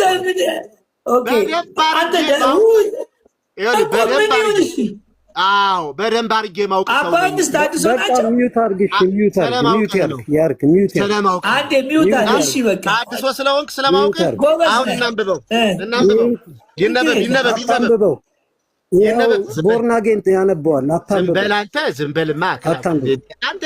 የተቀደሰውን ወደ ሪያዎች አትጣም። አንብብ ስትባል አታነብም። አዲስ ሚውት አድርግ። ሁለታችን ሚውት አድርግ። አንዴ አንብብልን እስኪ እናንብብ። ምንድን ነው መጀመሪያ ምንባቡ ቢነበበው ምን ለማሳየት ነው? ንገሩኝ። መጀመሪያ ንገረው። አዲስ ንገረው መልክዬ። አዎ እንደዚህ ነው ምንባቡ። የተናገርኩት ነገር ትክክል አይደለም፣ ውሸት ነው፣ መጽሐፉ ላይ የለም ብለኛል አይደል? ቆይ አዲስ ንገረው። መጽሐፉ ለምን እንደሆነ ንገረኝ። የሚያስጠነቁል ብዙ ስራ የሚሰራ አይደለም፣ ኃጢአተኛ የሆነ ሰው። ቆይ አንዴ እየተናገረ እኮ ነው። እሺ ትናንትና የሰጠኝ 216 ገጽ ነው እንዴ አንተ? ቦርናጌን ቀስ በል አዲስ፣ ቀስ በል አንተ። ባይለቅሰው ለገጠባ አትደበቅ። በቁጥር አትደበቅ። ይቅርታ በላ። በቁጥር አትደበቅ። አላስወራህም። በቁጥር አትደበቅ። ይቅርታ በላ። አንተ ውሸታም ከሐሳብ ጋር ነው። ውሸታም ነህ። አፍረህበታል። አይደለም። ያንብብ። አሁን እኔ አነባለሁ። መልኬ ምንድነው የምትል? አድርገለት ያንብበው። ሁለቱንም ተወው። ዝም አሰኘው። አዲስ ይቅርታ ሁለቱንም አዲስ አንዴ ያንብበው። ምን ችግር አለ? ዝም አሰኘው። አዲስ ሚውት አድርገው። ነው ጸባችሁ። ምን ቸገረ? በቃ ሚውት አድርገው። እስቲ እንየው ምን ይፈጥራል። እኛ መጽሐፉ እጃችን አለ እኮ። ብራቮ ብራቮ። አዲስ ሚውት አይደለም ችግር፣ ግድ የለም። በኋላ ጠንቋዩ እንዴት እንደገባ ታፍርበታለን። እኔ ያገባኝ አላፍርም። እኔ ያገባኝም። ቪዲዮ መልኬ ዝም በል እንጂ የቪዲዮ ፖለቲካ መሳሪያ አትሁን። አዲስ በእናትህ አዲስ እኔ ደግሞ በዚህኛው በዚህ መጽሐፍ ራሱ በጣም መጥፎ ነው። እንደውም ለራሱ መጥፎ ነው። በኋላ ግን አሁን በ183 አውጣ በውና ይህን ስማኝ ብቻ ይህም ብቻ ግድ የለም የሚፈጠረው እኮ ለእኔ ኃላፊነት ሌላ ነገር አላወራም። እኔ በቃ ለእኔ ኃላፊነት በ200 ሰው መሀል እኔ ቃል እገባለሁ ማለት ነው። እሱ አያነብልህም። ውሸታም ነህ አንተ። ያነባል ካላነበብ ምንድን ነው መጽሐፉ? መልኬ ጊዜ ስጣቸው ነው። እሺ ትናንትና አቡነ ገብረ መንፈስ ቅዱስ አባታችን እንዲህ አደረጉ ተባለ። ምንድን ነው ስነ ስርዓት አድርግ። ስነ ስርዓት ይሄን አንብባል አይደል? ሳያምን መንግስተ ሰማያት አስገብቶ እንዲህ ብሎ ዝክር ዘክሮ አድርጓል። የት ነው? 83 ገጽ አውጡ። እሺ እናውጣ። 83 ገጽ አወጣን። ወይ ቤሎ አቡነ ገብረ መንፈስ ቅዱስ የሚለውን ሳነብለት አይ ይሄ አይደለም የተሳሳተ ነው። ከዛ መልኬ ራሱ ምን አለኝ? እንደውም ላስታውሰው መልኬንን አይ ታርሟል ማለት ነው ጥሩ ነው አለኝ። መልኬ ያንተ ያልከኝ ነው። እና ዲያቆን አዲስ አቷሽ ታድሶ ሲጀመር ውሸታም ስለሆነ ምንም ችግር የለም። 216 ድል በድል ረታ ገብቷል። ይሄው 216 ዶክተርዬ ይሄውነት 216 ክፈት ቦርናጌል ክፈት 216 ይላል። እዚህ ግድም ይችላል ድል በድል ረታ። ይሄው ሁለተኛ ታምር ይላል። እዚህ ነው 215 ነው ታሪኩ የሚጀምር እዚህ ላይ ነው። ምን ይላል? አባታችን ገብረ መንፈስ ቅዱስ ያደረገው ታምር ይህ ነው። ጸሎቱ በረከቱ ለዘላለም ከኛ ጋር ጸንቶ ይኑር አሜን ይላል። በጣም ጥሩ። ሐሰትን ዝሙትን የሚያበዛ የሚያስጠነቁል ብዙ ስራ የሚሰራ የሚያደርግ አንድ ኃጢአተኛ መነኩሴ ነበር። ምን መነኩሴ ነበር እያለ ነው? ኃጢአተኛ መነኩሴ። ይሄ መነኩሴ ምን ያለ ነው? ያመነ መነኩሴ መልክዬ ያመነ መነኩሴ ነው። ያመነ ነዛስ ከዕለታት በአንድ ቀን ይህ ኃጢአተኛ መነኩሴ ማለት ነው ንዑድ ክቡር የሚሆን የአባታችን ገብረ መንፈስ ቅዱስን የገድል መጽሐፍ ወዳለበት መጋቢት 5 ቀን ሄደ። በጣም ጥሩ። ከዚያ ማን ነው ሚውት የከፈተ? መልኬዋ ሚውት የከፈተ አንተ ጋር ነው አይደለም። አወቀ የሚለው ሰውዬ ከፍቷል ይመስለኛል። የሴት ትልቅ ሰው ናቸው። አይ ገብተኛል። ተረድቻለሁ። ትልቅ ሰው ናቸው። ሚውት እሺ ጋሽ ይቅርታ። በጣም ሶሪ። ከዛ ምን ይላል? የገድሉ መጽሐፍ ወዳለበት ወደ ገዳም መጣ። መጋቢት 5 ቀን ሄደ። ከዚያም ለሰው ልጆች የምህረት ቃል ኪዳን እንደተሰጠው ማን? አባታችን አቡነ ገብረ መንፈስ ቅዱስ የሚናገር የቃል ኪዳን መጽሐፍ ሲያነብ ሰምቶ ያም ኃጢአተኛ መነኩሴ በልቡ እኔ መታሰቢያ ዝክሩን አደርጋለሁ፣ በጸሎቱ ምን እላለሁ እማጸናለሁ ብሎ አሰብ። ይሄ ነው በቃ። ቅዱሳን ማለት እንደዚህ ናቸው። እኔ ኃጢአተኛ ነኝ፣ በደለኛ ነኝ። ዝም ብለህ ሰው አስበል እንጂ መልኬ እያነበብኩ በኋላ ታብራራለህ። አንተ እንኳን ገድለ በአባ ዮሐንስን እንኳን ብባል ምንድን ነው የምታወራው እንዴ? አቡነ ገብረ መንፈስ ቅዱስን ካላነበብኩ ማን ላነብ ነው እንዴ? ቀስ በል እንጂ እንዴ! ምን ይላል ይህ ሰው? ከዛስ ምን አለ? በጸሎቱ ማጸናለሁ አለ። አሰበ። የአባታችን የገድሉን መጽሐፍ ስሞ ከዚያ ወጦ ወደ ሀገር ሄደ አለ። ማን? ኃጢአተኛ። ማቴዎስ ወንጌል ምዕራፍ 10 ቁጥር 40 ላይ ሄደን ስንመለከት ከነዚህ ከታናናሾች ለአንዱ በደቀ መዝሙር ስም ቀዝቃዛ የሰጠው ዋጋው አይጠፋበትም ይላል ወንጌል። ምን ማለት ነው? ደቀ መዝሙር ማለት ምን ማለት ነው? የጌታ ተከታይ ቅዱሳን፣ ጻድቃን፣ ሰማዕታት ማለት ነው። አቡነ ገብረ መንፈስ ቅዱስ ደግሞ ጻድቅ ናቸው፣ ሐዋርያ ናቸው፣ ደቀ መዝሙር ናቸው። በሳቸው ስም ምን ያለ የተማጠነ ሰው ምሕረትን ያገኛል። አያገኝም? ያገኛል። ዮሐንስ 10:41 እኔ መልስለታለሁ። ይጨርስና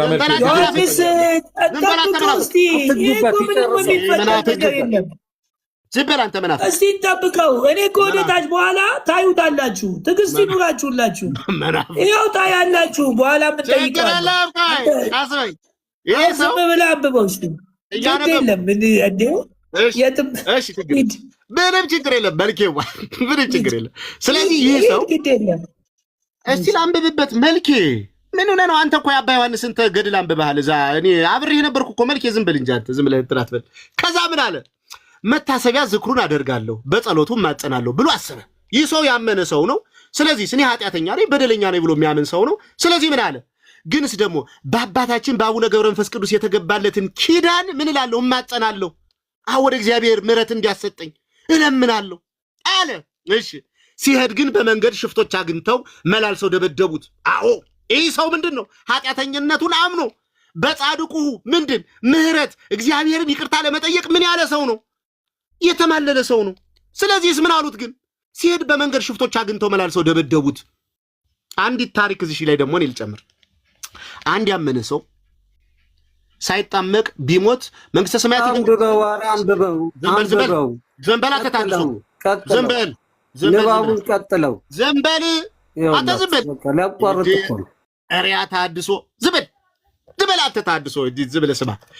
አሁን ለምሳሌ መልኬዋ ይቅር በለኝ እንደው መቼም ስላከበርከኝ እንደው በክርስቶስ ደም ይዤሃለሁ ወንድም ማለት የወንጌል ፍቅር ገዶኝ ነው እንጂ እኔ እንዲህ ለመናገር እኔ እንትን ምል ሰው አይደለሁ። መልኬዋ ስሞትልህ እንደው በማርያም ይዤሃለሁ።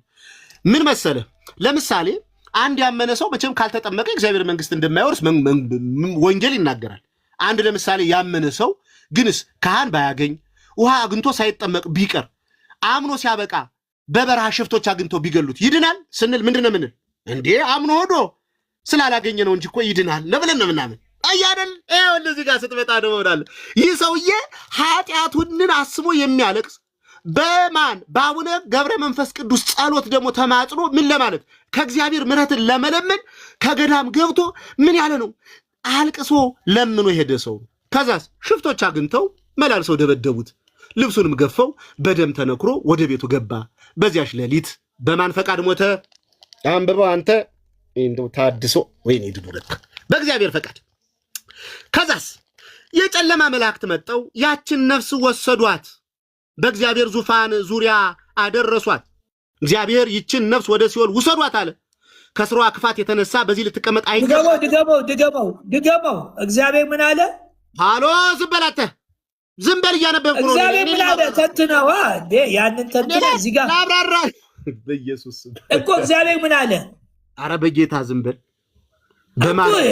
ኤክሰስ እኮ እንዲገባን ነው። እግዚአብሔር ምን አለ? ላነብ ነው እኮ እያነበብኩ እኮ ነው። እግዚአብሔር ይችን ነፍስ ወደ አንተ ስማ እንጂ ምንድነው? እሺ በቃ ቴንክ ዩ ዋ ረጋ በል እንጂ መልኬም ሆነ ነው። ግን አንተ ምንድነው የምትል? እኮ ግድ የለም እግዚአብሔር ወደ ሲሆን እኔ እኮ እንዲገባን ነው እንዴ። እኔ ይኸው ድል ሰጥቼ ያው አይደል እንዴ? ይኸውልህ ከሲኦል የገባን ነፍስ እኮ እግዚአብሔር ማውጣት ይችላል። ሁለተኛ ሳሙኤል ምዕራፍ 2 ቁጥር 6 ምን አለ? እግዚአብሔር አለ ይገድላልም ያድናልም ወደ ሲኦል ያወርዳልም ያወጣልም አለ እኮ። ምንድን ነው የምታወራው? ማውጣት ይችላል እግዚአብሔር። ሐና ናት እኮ የኔ ጸለየችው። አታውቁትም ወንጌሉን እናንተ አታውቁትም። ወንጌልን አታውቁት እናንተ። ዝም በል በቃ ሂድ። ያንተ ትናንትና የአባ ዮሐንስን ጭራ ይዘህ እኮ እንደውም አጋንንት አስወጣለሁ እያልክ ስትደበድብ ነበር። ከኋላ ነበርኩ። መልኬ አታውቀኝም አንተ። እኔን መልኬ በማርያም አታስበቃውም። ሰዓት ሌላ ሰው አይናገርም። መልኬ ታውቶ ዮናስ እኔ የምፈልገው አንዴ ግድ የለም በቃ አንዴ። ወይኔ ትዕግስት ከሌለ እኔ የምፈልገው ነገር አለ። እንዲሁ እኮ እንትን ስል እኔ የምፈልገው አለ። በቃ እኔ እየሰደበኝ አይደለ ወይ? ለምን አይ እንደዚህ አንተም አልወረድክ እንዴ? ፍጡር እየሰበከን በቃ አንዴ ዮናስ እዚህ ቤት ያንብበው። ከዛስ እንጠይቀዋለን።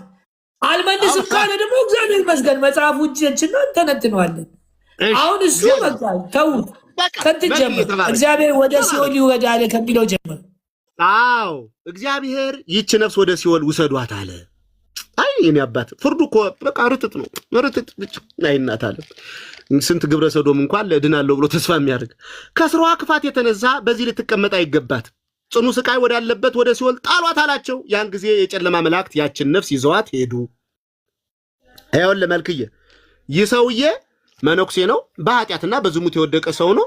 ከዛ በኋላስ በአቡነ ገብረ መንፈስ ቅዱስ ዕለት መጋቢት 5 ገብቶ በቤተክርስቲያናቸው ቃል ኪዳን አለ ገና ነው። ኧረ አለ ቀስ በል እስኪ። ኧረ እንደው መልኬ አለ ቀስ በል መልኬ ቀስ በል እስኪ በኢየሱስ ክርስቶስ። አንተ እንዴት አይነት ሰው ነህ ግን? መልኬ ግን መድኃኒዓለም ያለ አንተ ተው እንጂ ደግሞ ምርጫ ተወዳዳሪ ነህ አሉ። ካድሬ ነህ ሰምቻለሁ። መቼም ዘመኑ የጴንጤ አይደለም። አገሪቱን አርክሳችኋታል እንደፈለጋችኋት። መልክዬ በቃ የማንም ባላገር መጫወቻ ታደርጋለህ። እኔ ዮናስ ይሄን ቪዲዮ ስለምፈልገው ነው። ተው በእናትህ ዮናስ፣ ደግሞ ምንም መጫወቻ አይደለም። እኔ እንትን አትበሉ እንጂ አሁን የሚናገሩ ነገር ወንጌል ነው ወንጌል አይደለም። ይህን እኮ በቃ ግምት ውስጥ ማስገባት ነው። ለሰው አሪፍ ነው። ታዲያ መመለስ የለብንም ለሚናገረው ነገር። አንዴ ጨርሰሃል። እግዚአብሔር ይገላል። ዮናስ ትመልሳለህ። ዮናስ ምን አንተ ዘፍጥረት ምዕራፍ 19 ላይ ያለው እንግዲህ አሁን ወንጌል ነው ብሎ እየነገረን ነው። ይሄ እንግዲህ ወንጌል ነው። ቆይ ግድ የለም እንጂ ምንድን ነው ዮናስ ግን በጣም ታሳዝነኛለህ። እዛ በሎጥ ጊዜ የመጡትን መላእክት እኮ ካልተገናኘን ካሉት ግብረ ሰዶም ጋር ህብረት የሚያደርግ ሰው ነው። አሁን የመጨረሻ አብብ ሰው እንዲሰደቡ ፍላጎት የለኝም፣ ግን ወንጌል ብለህ ከአሁን በኋላ በእስር ጋሻወቀ መነኩሴ በእስር የተቀጡ መነኩሴ ግብረ ሰዶማዊ ግድ የለም። ቆይ ጨርሰው ዮናስ። ቆይ ጋሻወቀ አንዴ ትልቅ ሰው እና ከተማ ያለውን ደግሞ ላስተምር ብለው ወደ ከተማ ይመጣሉ። እዛ ሲያስተምሩ ትልቅ ስራ እየሰሩ በመካከል አንዲት ልጃገረድ ከጎረምሳ ጋር ተዋውቃ ታረግዛለች። ጎረምሳው ይመክራታል። ሳታገባ ማርገዝ ትልቅ አፍረት ስለሆነ እና ከአባ አረገዝኩ በይ ብሎ ይመክራታል። ከዚያ ይሄን ነገር ሰምታ ለቤቶቿ ከየት ነው ያረገዝሽው ሲሏት ከአባ ነው ያረገዝኩት ትላለች።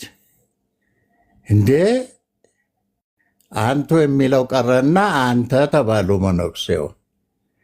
ይሄ ልጆቻችንን ያስተምራል ብለን ያመጣነው ሰው እንደገና ልጃችን እንትን ይላል ብለው ለመውገር ድንጋይ ተሸክመው ሄዱ። ከዚያ ምን ሆናችሁ ደግሞ ምን ሆናችሁ ትላለህ እንዴ? ልጃችንን እንደዚህ አድርገ ምን አደረጉ? ልጃችንን አስረግዘ ተነስተ ታዲያ ልጁም ያለ አባት ከሚቀር እኔንም ከምትወግሩኝ ለምን ለልጁ ቀለብ እየሰፈርኩ አልኖርም ብለው ከዚያ በኋላ መውለጃ ጊዜዋ ደረሰ። መውለጃ ጊዜዋ ሲደርስ መውለድ አልቻለችም በምጥ። ምን ሆነሻል? የሆንሽው ነገር አለ ወይ ሲሏት፣ አዎ እኔ ያረገዝኩት ከከሌ ነው፣ ግን በስህተት አባ ብያለሁ፣ አባ ናቸው ብያለሁ።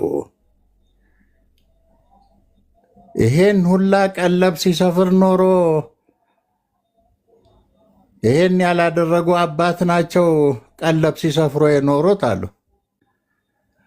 ለመውገርም ድንጋይ ነው፣ ይቅርታ ለመጠየቅም ድንጋይ ነው የሚያዘው። ከዚያ ድንጋይ ተሸክመው ሄዱ ይቅርታ ለመጠየቅ። ከዚያ በኋላ ምን ሆናችሁ ድንጋይ ይዛችሁ መጣችሁ ይላሉ አባ። የእርሶ ልጅ ነው ተብለን ያልሆነውን ይሄን ያህል አስቸግረኖት ብለው ሲሉ ደግሞ የጠላዋት እንትን መጣች ይላሉ። ውዳሴ ከንቱ መጣች ይሉና በሉ ሂዱ ቤታችሁ ተመለሱ ብለው እንደገና ወደ ሙንክስናቸው ተመለሱ። ኦርቶዶክስ ተዋህዶ ሃይማኖት የሰውን ኃጢአት የሚሸከሙ አባቶች ናቸው ያሏት። የሰውን ሃይማኖት የሚሸከሙ። እኔ አሁን ይሄን ያህል ኦርቶዶክስ እንደዚህ ይሆናል ብላችሁ በዚህ ሚዲያ ላይ ስትለቁ የቤተሰባችሁን ምስጢር እንደዚህ በይፋ ታወጡ ይሆን? እስቲ አስቡ። እስቲ ኦርቶዶክስ ስነ ስርዓት አላት፣ ቃለ ዓዋዲ አላት። ካህናትን ማንም መናገር አይችልም። የካህናት ጉባኤ አለ። ቅሬታ ቢኖር ለካህናት ጉባኤ ሄዶ ይነገራል። አደባባይ ላይ አይደለም፣ አደባባይ ላይ። አሁን እንደምሰማው ግማሹ እየሳቀ ነው። እኔ ስለ እውነት ልንገራችሁ፣ አንድ ሰው ከክርስትና መንገድ ሲወጣ አለቅሳለሁ እንጂ አልስቅም። አለቅሳለሁ። ለምን? ከጌታችን ከመድኃኒታችን ከኢየሱስ ክርስቶስ መንገድ በመውጣቱ አዝናለሁ። ውይይት ላይ የማየው ግን የሳቁንትን መስመር የሳተ ነው።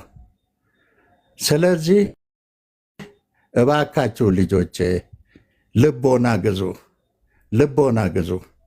አሁን አወያዩ 20 ስንት ዓመት ፕሮቴስታንት ነው።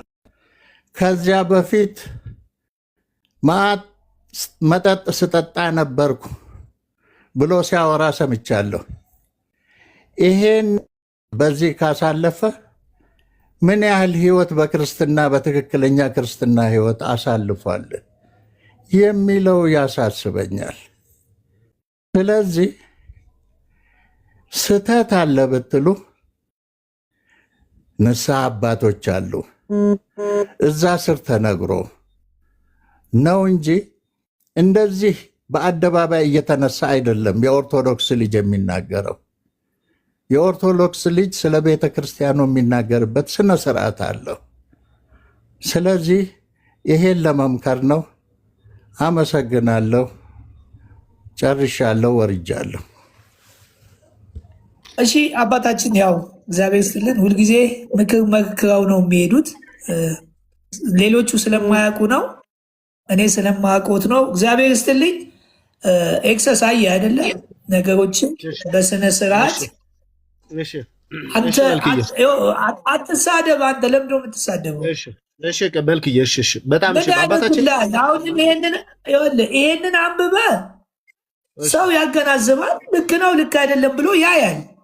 እሳቸውን አየህ። አሁን እሳቸው ቁጭ ብለው ያው እንግዲህ እኔንም ወቀሱኝ፣ አንተም ተወቀስክ፣ ሁላችንም ተወቀስን። አሁን ወንጌልን መናገር እንችላለን፣ ግን እዚህ ጋር ስላሸነፍክ የምትፈጥረው ነገር የለም። ሰው መጽሐፉን ገዝቶ ያነበዋል እኮ አንተ እንትን ስላልክ አይደለም። ስለዚህ ምን አለ ስድብ እኮ እኔ እንጃ እኔ አላውቅም እኔ ምን እንደሚጠቅም። በቃ መጽሐፉን አንብበውና ከዛ ይኸው እኔ አሁን እሳቸውን ያስገባሁት ነገሮች ቀዝቀዝ እንዲሉ ነው። ከቻልክ አስረዳ የሚቀበል ካላል። ከዛ ግን መጽሐፉንና ወንጌሉን እናስተያያለን። በቃ ምንም ችግር የለም። ስለዚህ ከዛ ችግር የለም። አባታችን ገብረ መንፈስ ቅዱስም የት ላይ ነው ያቆምኩ? እዚህ ላይ ጽኑ ስቃይ ወዳለበት ወደ ሲኦል ጣሏት አላቸው። ያን ጊዜ የጨለማ መላእክት ያችን ነፍስ ይዘዋት ሄዱ ከሚል ላይ ነው የቆምኩ። ከዛ ሲቀጥል ምን አለ? አባታችን ገብረ መንፈስ ቅዱስም ይህን ነገር በልቡ አውቆ ከአብርሃም ቤቱ ተነስቶ በእግዚአብሔር ዙፋን ፊት ሰገደ። ማን? አቡነ ገብረ መንፈስ ቅዱስ። ለማን? ለእግዚአብሔር። ጌታ ሆይ ቃል ለምን ይታበላል አለ።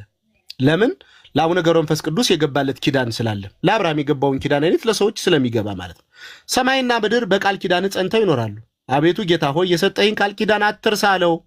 ለአቡነ ገብረ መንፈስ ቅዱስ ኪዳን እንደገባለት ገጽ 6 ላይ እና 7 ላይ ሄደን ስንመለከት እናያለን ምን እንደሚል ማለት ነው። ከዛም ጌታችንም መልሶ ወዳጄ ገብረ መንፈስ ቅዱስ ምን ዋሸዋለሁ? አባታችንም ክፉዎች አጋንንት ወደ ሲኦል የወሰዷት ያ ሰው በጸሎቴ በአማላጅነቴ ያመነ ሰው ነው አለው። የት ላይ? ቅድም እዚህ ላይ እንዳየ ነው ማለት ነው። ቁጥር 2 ላይ ለሰው ልጆች ምሕረት ቃል ኪዳን እንደተሰጠው የሚናገር የቃል ኪዳን መጽሐፍ ሲነበብ ሰምቶ የኃጢአተኛ መነኩሴ በልቡን የመታሰቢያውን ዝክሩን አደርጋለሁ በጸሎቱ ማጸናለሁ አለ። በማን? በአቡነ ገብረ መንፈስ ቅዱስ። ለምን? የገባለት ኪዳን ስላለ። ማን? መድኃኔዓለም ኢየሱስ ክርስቶስ በዕረፍቱ ጊዜ ማለት ነው። ስለዚህ ምን አለ? ይህንን ለምን ታደርጋለህ ብሎ ሞቱን በበዓል ቀን ነው ብሎ ተናገረ። ጌታችንም የዛ ሰው ኃጢአት ስለበዛ ዝም አለ። አባታችን ግን በጌታ ዙፋን ፊት ወድቆ አቤቱ ጌታ ሆይ ይህን ሰው ማረው፣ ምሕረቱን ካልፈቀድክ ግን እኔን ከዚያ ሰው ጋር ጨምረኝ ወደ ሲኦል አለው። ይሄው መልክዬ እየተናገርኩ ነው፣ እያነበብኩ ነው፣ እንትን አላልኩም እስካሁን ድረስ። ለምን ከተባለ እግዚአብሔር አምላክ ሕዝበ እስራኤልን ከግብፅ ባርነት ይዞ ከወጣ በኋላ ከታች ላይ ጣዖት ሲያመልኩ እግዚአብሔር ምን አለ? ሂድ ሙሴ፣ ይህ ከግብፅ ባርነት ያወጣሁት ሕዝብ ይኸው ጣዖት አቁሞ እየሰገደ ነው፣ ላጠፋው ነው አለው። እሱ ምን አለው? ጌታ ሆይ ይህን ሕዝብ ከምታጠፋ እኔን ከሕይወት መጽሐፍ ደምስሰኝ አለው። ማን? ሙሴ። ሙሴ አባታችን ገብረ መንፈስ ቅዱስ ምን አሉ? የዚህ ነፍስ ከሚጠፋ ምን አሉ? ኧረ እባክህ እኔን ወስደህ እዛ ጨምረኝ አሉት። ከዛ ምን አሉ? አብ ሆይ በባህሪ ልጅህ በወልድ አባታችን ይኸው ማንን? እግዚአብሔር አብን በባህሪ ልጅህ በወልድ በባህሪ ሕይወትህ በመንፈስ ቅዱስ አሉ እማጸናለሁ። ወልድ ሆይ በባህሪ አባትህ በአብ በባህሪ ሕይወትህ በመንፈስ ቅዱስ እማጸናለሁ። መንፈስ ቅዱስ ሆይ በአብ በወልድ እማጸናለሁ አለ። ያን ጊዜ እግዚአብሔር ቅድስት ሥላሴ ወልድ መንፈስ ቅዱስ ሚካኤልን አዘዘ ወደ ሲኦል ሳይጥሏት። ለምን ይዘዋት ሄዱ ነው የሚል ሲኦል ገባ አይደለም እያለ ያለው ገና አልገባም ሲኦል። ከዛስ ምን አለ? ፈጥነህ አምጣት አለው። የመላእክት አለቃ ቅዱስ ሚካኤልም ይሄው ሂዶ ከሰዓት ባህር ዳርቻ አገኛት፣ መልሶ እግዚአብሔር ፊት አቀረባት። እግዚአብሔር ያችን ነፍስ ለወዳጄ ለገብረ መንፈስ ቅዱስ ምን አድርግሻል አለ። ተመልከት እንግዲህ ያቺ ነፍስ የገድሉን መጽሐፍ በሰማው ጊዜ ደስ አለኝ፣ በልቤም ተስካሩ መታሰቢያ ማለት ምን ማለት ነው? የገባለትን ቃል ኪዳን ማለት ነው አደርጋለሁ ብዬ አሰብኩ። በፍቅሩ ልቤ ነደደ። ገድሉን ስሜ ተማጸንኩት። ምን ብሎ ተማጸኑ? የተማጸኑት እዚህ ላይ መቼም አልተጻፈም። መልክዬ ይኸው ተማጸንኩት ነው ያሉ። ምን ብለው ነው የተማጸኑ? ኃጢአተኝነታቸውን፣ በደላቸውን፣ ክፋታቸውን ምን ብለዋል ማለት ነው? አስበው ተናዘዋል ማለት ነው። ከዚያም ወጥቼ ስሄድ በዚያች ቀን ሽፍቶች አግኝተው ደበደቡኝ፣ ገደሉኝ። ይሄው ወደ አንተ መጣሁ አለችው። እግዚአብሔርም ያችን ነፍስ እርሱ በወደደ ልብሽ ከተቃጠለ በቃል ኪዳኑም ካመንሽ እኔ ኃጢአትሽን ይቅር ብዬሻለሁ በደልሽንም አጥፍቼልሻለሁ አላት። ማቴዎስ ወንጌል ምዕራፍ 15 ላይ ያቺ ሴረፊኒቃዊት ሴት ጌታ ኢየሱስ ክርስቶስ ወደ ኢየሩሳሌም ሲገባ ተመልክታ እንዲህ አለችው፣ ጌታ ሆይ የዳዊት ልጅ ሆይ ልጄን ማርልኝ። አይ ለእስራኤል ለጠፉት በጎች ነው እንጂ ለሌላ አልመጣሁም ማለት። መልሰች፣ ጌታ ሆይ የዳዊት ልጅ ሆይ ልጄን ማርልኝ አለችው። ኢየሱስ ምን አለ? የልጆቹን አንስቶ ለቡችሎች መስጠት አይገባም አለ። ከዛ ደቀ መዛሙርቱ ጌታ ሆይ እጅግ እኮ ትለምንሃለች፣ አንድ ነገር አድርግ አሉት። ከዛ መልሳ ጌታ ሆይ አዎ ከልጆች የሚወድቀውን ትርፍራፊ እኮ ቡችሎች ይበላሉ ሲል፣ አንቺ ሴት እንደ እምነትሽ ይሁንልሽ አይደል ያላት ያችን ሴት ደቀ መዛሙርቱ ባቀረቡት ነገር ተንተርሰው። ስለዚህስ ምን አለ? የእግዚአብሔር ያችን ነፍስ በወደድሽው ልብሽ በተቃጠለ በቃል ኪዳኑ ካመንሽ እኔ ኃጢአትሽን ይቅር ብዬሻለሁ በደልሽን አጥፍቻለሁ አላት። ይህም ብሎ የምዕመናን አንድነት ወዳለበት ወሰዷት አላቸው። ፈጥነው ወሰዷት። አባታችን ተደሰተ፣ ፊቱን በራ። የአባታችን የአቡነ ገብረ መንፈስ ቅዱስ ጠለቀቱ በረከቱ በልጆቹ በአሕዛብ በክርስቲያን ለዘላለም ጸንቶ ይኑር አሜን። ይኑር። ይሄ ነው ታሪኩ። መልኬዋ አሁን እንጠይቅ ጠይቅ የመጀመሪያ ጥያቄ ጠይቄ ለሌላ ጥያቄ እድል እሰጣለሁ። አዲስ አንተ አንድ ጥያቄ ብቻ ነው የምጠይቀው። ሁሉም ይጠይቃል። አልጠይቅም። ሌላው ሰው ይጠይቅ። በሰዓት ግን ሲናገር ሁሉ መግባት ነው። አዲስ ተመሳሳይ ነው ጥያቄያችን። ችግር የለም። እግዚአብሔር ይረሳል? እግዚአብሔር ይረሳል? ምን ይረሳል? እግዚአብሔርን ሰው ነው እንደሚያስታውሰው? ምን ረሳ? ምንድን እግዚአብሔር ረስቶ ነው እንዴ? ወደ ሲኦል ትግባ አለ። አንዱ መጥቶ አስታወሰው። እቺ እኮ በቃል ኪዳን ሲል እግዚአብሔር ወደ ሲኦል እንዲገባ አዟል አይደለ? አንዱ መጡ አስታወሰው አትበል እንጂ ምንድነው አንዱ የምትል እንዴ? ብፁዕ አባታችን አቡነ ገብረ የቃል ኪዳን ነው እየተወሰደች ነው ወደ ሲኦል ልትገባ ነው። ይኸውልህ ብፁዕ አቡነ ገብረ መንፈስ ቅዱስ እኔ ልመልስ።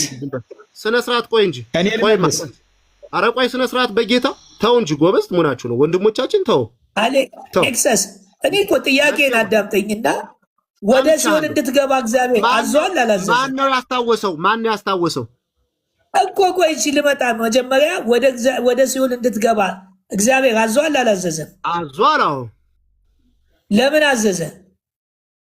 ኃጢአተኛ በደለኛ ስለሆነች አዎ አሁን ደግሞ ኃጢአተኛዋን ወደ መንግስተ ወይ ወደ ገነት ወደ ተሰበሰቡበት እንድትገባ በምንድን ነው የገባው? አቡነ ገብረ መንፈስ ቅዱስ መጥተው ነው አይደለ የተማጸኑት? በኪዳን ስለተማጸኑ ማንን ለምነው? ኪዳኑን ረስቶት ነው እግዚአብሔር ወደ ሲኦል እንድትገባ ያዘዘው። መልኬ ቆይ ቀስበል መልኬ በመጽሐፍ ቅዱስ ምን አለው እንጂ ቀስበል እና ለመልስልህ ዝም በል እሺ አንተ ምንም ጥያቄ ዶቄት እንደሆነ ልንገርህ። እግዚአብሔር ሰውን በመፍጠሩ ተጸጸተ አይልም? ሰውን በመፍጠሩ ተጸጸተ አይልም ወይ? ሰውን በመፍጠሩ ተጸጸተ አይልም ወይ? እግዚአብሔር በባህሪው ጸጸት አለበት።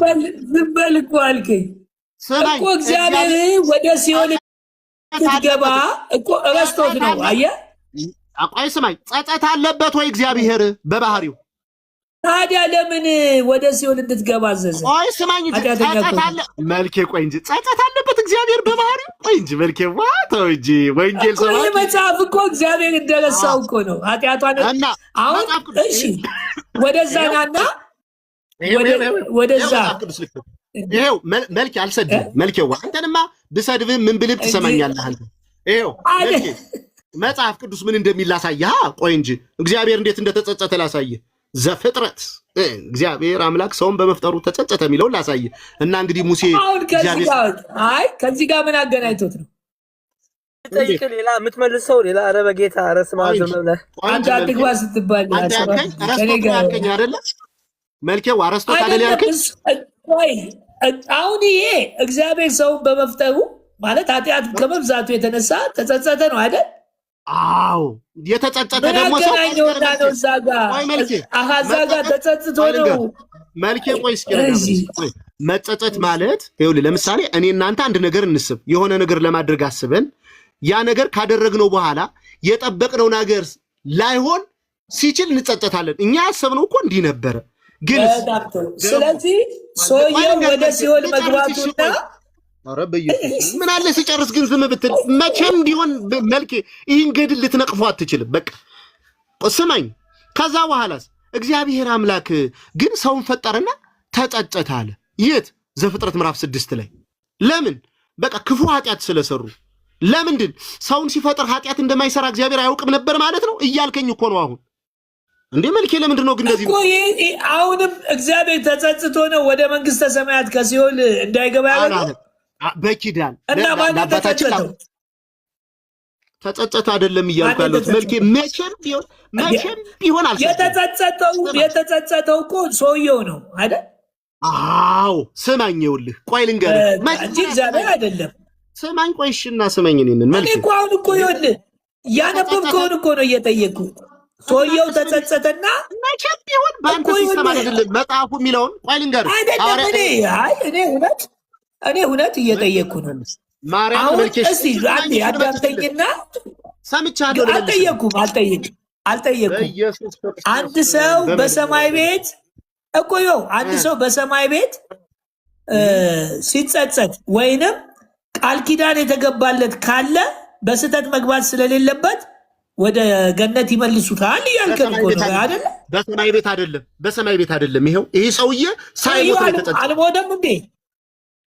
እኮ እሺ፣ ሰማይ ቤት እግዚአብሔር ኃጢአተኛ ነው ለምን አለው? አንተ መልኬ ቀስበል እስኪ መልኬ ቀስበል። ዝም ብለህ አንተ የምትጠይቀውን ጥያቄ ራሱ አታውቀውም። ዝም ብለህ ነው ድብልቅልቅ ያለብህ። ይሄ ሰውዬ እኮ የተጸጸተ እኮ መጀመሪያ ላይ ነው ሳይሞት። ይሄው አንብበው እንጂ ታዲያ እግዚአብሔር እንዴት ኃጢአተኛ ነው ብሎ ወደ ሲኦል ወሰደው? ሰውዬው ከተጸጸተ በምድር ላይ ለምን ኃጢአተኛ አለው እግዚአብሔር? መልኬ ረጋ በል እንጂ ቀስ በል እንጂ ዝም ብለህ ምንም ስላልክ ምንም የምትፈጥረው ነገር የለህም አንተ ምንም። ስማ የተጸጸተ መቼ ነው መልኬ? እግዚአብሔር ያችን ነፍስም ወይ ተቀብያለሁ እኮ ተቀበል። በምድር ላይ ተጸጸተ የሰው እኔ እኮ ነው በምድር ላይ ተጸጸተ አይደል? የተጸጸተ ደግሞ እግዚአብሔር ይቅር ይለዋል አይደለ? እላይ ግን ከሞተ በኋላ እግዚአብሔር ይቅር ሳይለው ወደ ሲኦል ላከው። ወደ ሲኦል መልኬዋ መልኬ አንብበው። እሺ ወደ ሲኦል ላከው ከሚለው ጀምሮ አንብብና መልኬ ጥያቄህም ትክክል እንዳልሆነ ገብቶሃል። አንተም እነሱን ለመደገፍ ያሰብከው ነበረ። አሁን ስታየው ሳነብልህ እኔ በቃ በትክክል የቃል ኪዳኑ የገባለትን ኪዳን እንደፈጸመለትና ያቺ ነፍስ እንደተማረች እኔ ማንን ነው የምደግፈው? ሰላም እግዚአብሔር ከኔም ከእናንተ ጋር ይሁን። የአቡነ ገብረ መንፈስ ቅዱስ በረከት ከሁላችን ጋር ይደር። አንብብና ራስህ ተርጉም። እንግዲህ ከዚህ አይደርብን ሟርተኛ ባከሰና ዲኔ ታለቅ ይችላል ድል በድል። ስለዚህ እግዚአብሔር በቃ አያችሁ፣ ይኸውላችሁ ማስጨረስ ጥቅሙ ይሄ ነው። በቃ ማስጨረስ እኔ ስለፈጠር መሳይ ሁለተኛ እኔ እዚህ የወንጌል ስራ ነው የምሰራው፣ የመበሻሸቅ ስራ አይደለም። እዚህ የእግዚአብሔር የወንጌሉ አደራ አለብኝ። ትውልድ ይሄ ወንጌሉ ካለ ወንጌሉ እንዲጠፋ አልፈልግም። የማደርገውን ነገር አውቃለሁ። አይ ወጣ እኮ በቃ ወጣ እኮ መልስ አስገባው እንጂ የእሱን ሸክም ለፍልፎ ነው እንደሚሄድ እኔ እንደዚህ አይነት ነገር አትግቡ ስለፈጠራችሁ። እኔ ወይ አንገባም ሁለተኛ በቃ ይለፍልፍ በቃ የምን ሸክም? አሁን ይህን ስለተናገረ ሰው ያምናል። ምሳሌ በተረት ነግሮን የወጡት ትልቅ ሰው እያልካቸው እንዲህ ስላላችሁ አንደኛ አያችሁ ሲያነብ ምን አነበበ? እግዚአብሔር አንድችን ነፍስ ወደ ሲኦል እንድትሄድ አደረገ። አያችሁ ለምን ስለው ኃጢአተኛ ስለሆነች። አሁን ኃጢአት ይቅር የሚባልልህ በሰማይ ነው፣ እዛ ሄደ ስትለምን እንጂ እዚህ አይደለም ማለት ነው በሌላ ጎን። ሁለተኛ ደግሞ እግዚአብሔር ቃል ኪዳኑን ረስቶ አንድ ሰው መጥቶ አስታወሰው። ቃል ኪዳን ገብተህለት እንዴት ወደ ሲኦል ይወስዳል አለ እግዚአብሔር። አያችሁ አስጨርሱ። ሌላው ነገር ደግሞ መልኬ አንድ ደግሞ አዲስ ዛሬ በጣም ጥንጥል ያደረጋችሁ ይቅርታ ሰማይና ምድር ያልፋል ቃሌ ግን አያልፍም አለ ጌታ አይደለ? እግዚአብሔር ቃሉ አያልፍም ማለት ወደ ሲኦል ሂድ አለው አይደለ? ይሂድ በቃ ይሄ ወደ ኃጢአተኛ ነችና ወደ ሲኦል ትሂድ አለ ማ እግዚአብሔር ረስቶት ቃል ኪዳኑን ሲያስታውሱት ደግሞ ቃሉን አጠፈ። ተጸጸተ፣ እግዚአብሔር ተጸጸተ። በዚህ ደረጃ ነው እንግዲህ አዲስ አየህ ስህተት አልሰራችሁም። ቅድም ይኸውልህ እኔ ትዕግስት ቢኖራችሁ ወንጌል ትዕግስት ይፈልጋል። ገና እነዚህ ሰዎች እኮ አሁን ዘማርያም ከፍቷል ይላሉ። እስቲ ሂዱና ስሙት። ወንጌል አይናገርም። ለምን ትዕግስት አይኖራችሁም? እኔ የመሰዳደብ የመበሻሸቅ ወንጌል የለኝም። እንደዚህ ከሆነ እዚህ ማስተናገድ ለእኔ ከባድ ነው። አንዳንድ ሰዎች ትዕግስት ከሌላችሁ እንትን አትበሉ። ይኸው እንግዲህ እዚህ ብዙ ኦርቶዶክሳውያን ነበሩ፣ አሁን ወጡ። ለምን ሲባል ይኸው ከራሳቸው ጋር ነው የሚጣሉት። እግዚአብሔር ተጸጸተ። የት ሰማይ ቤት አንድ ሰው ሳያቅ ወደ ሲኦል ሂጂ ብሏት መጥተው አስታወሱት። እንዴ እግዚአብሔር ቃል ኪዳን ገብተ ብለው አምጧት መልሷት አለ። ምንድን ነው ማለት? ይሄ የኔ ልጅ ከዚህ የበለጠ ምርጥ ድርሰት እንደሚጽፍ እርግጠኛ ነኝ። ማለት ምን ማለት እንደሆነ ታውቃለህ መልኬ? እግዚአብሔር አያውቅም ቃል ኪዳን አለኝ ያለን ሰው ደግሞ አወቀ።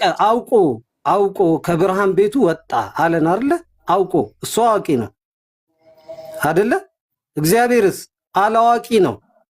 ተሳስቶ ወዴት? ወደ ሲኦል ሸኝቶታል አይደለ?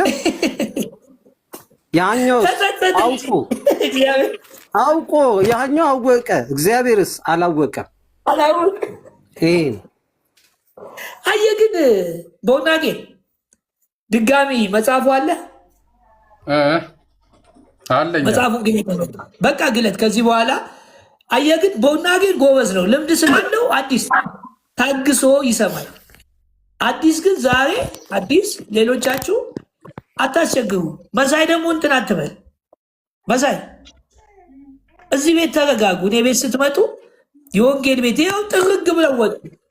አያችሁ፣ እኛ መጽሐፍ ቅዱስን ስንይዝ እነሱ ደግሞ ገድልን ይዘው ይኸው ጥርግ ብለው ወጡ እኮ ይኸው ወጡ። እኔ እኮ እኚህ ትልቁ ሰውዬ እኮ እንደሰደቡኝ አውቃለሁ። ሰድበውኝ ነው የወጡት፣ ግን እንዳልተሰደብኩኝ ነው ጸጥ ያልኩት። ምን አሉ? ከዚህ በፊት እንደዚህ ያደርግ ነበር፣ አሁን እንደዚህ ይሆናል፣ መመለሱን ሁሉ አናቅም እያሉ ነው እኮ በሳቸው። እኔ አሁን ይህን ቅኔ ማላቅ ይመስላቸዋል። ትዕግስተኛ ሁኑ እሺ። እዚህው ወንጌልን የሚሰማ 90 ምናምን ሰው ቀረ። ሌላውስ እግዚአብሔር ይጸጸታል ይሳሳታል የሚል ተጠራርጎ ወጣ። እሺ ቀጥል፣ ቦናጌን ቀጥል። መጽሐፍ እያወጣችሁ ማለት መብታችሁ። እሺ ቴንኪው። ያው ወንድማችን የተበሳጨበት ምክንያትም ያው ገብቶታል፣ እሱ ስለገባው ነው። ግን ማሳየቱ ራሱ መልካም ነው፣ እንዲያስብ ያደርገዋል። ጊዜ በአእምሮ ውስጥ ጥያቄ ይፈጥርበታል። ግን ባነበው አንዴ ዝም ብዬ ሃይላይት ላንብብላችሁ። እንደዚህ ይላል። ሐሰትን፣ ዝሙትን የሚያበዛ የሚያስጠነቁል ብዙ ስራይ የሚያደርግ አንድ ኃጢአተኛ መነኩሴ ነው እሱ ነበር ይላል። ከዕለታት አንድ ቀን ንዑድ ክቡር የሚሆን የአባታችን ገብረ መንፈስ ቅዱስ ገድል መጽሐፍ ወደ አለበት መጋቢት 5 ቀን ሄደ።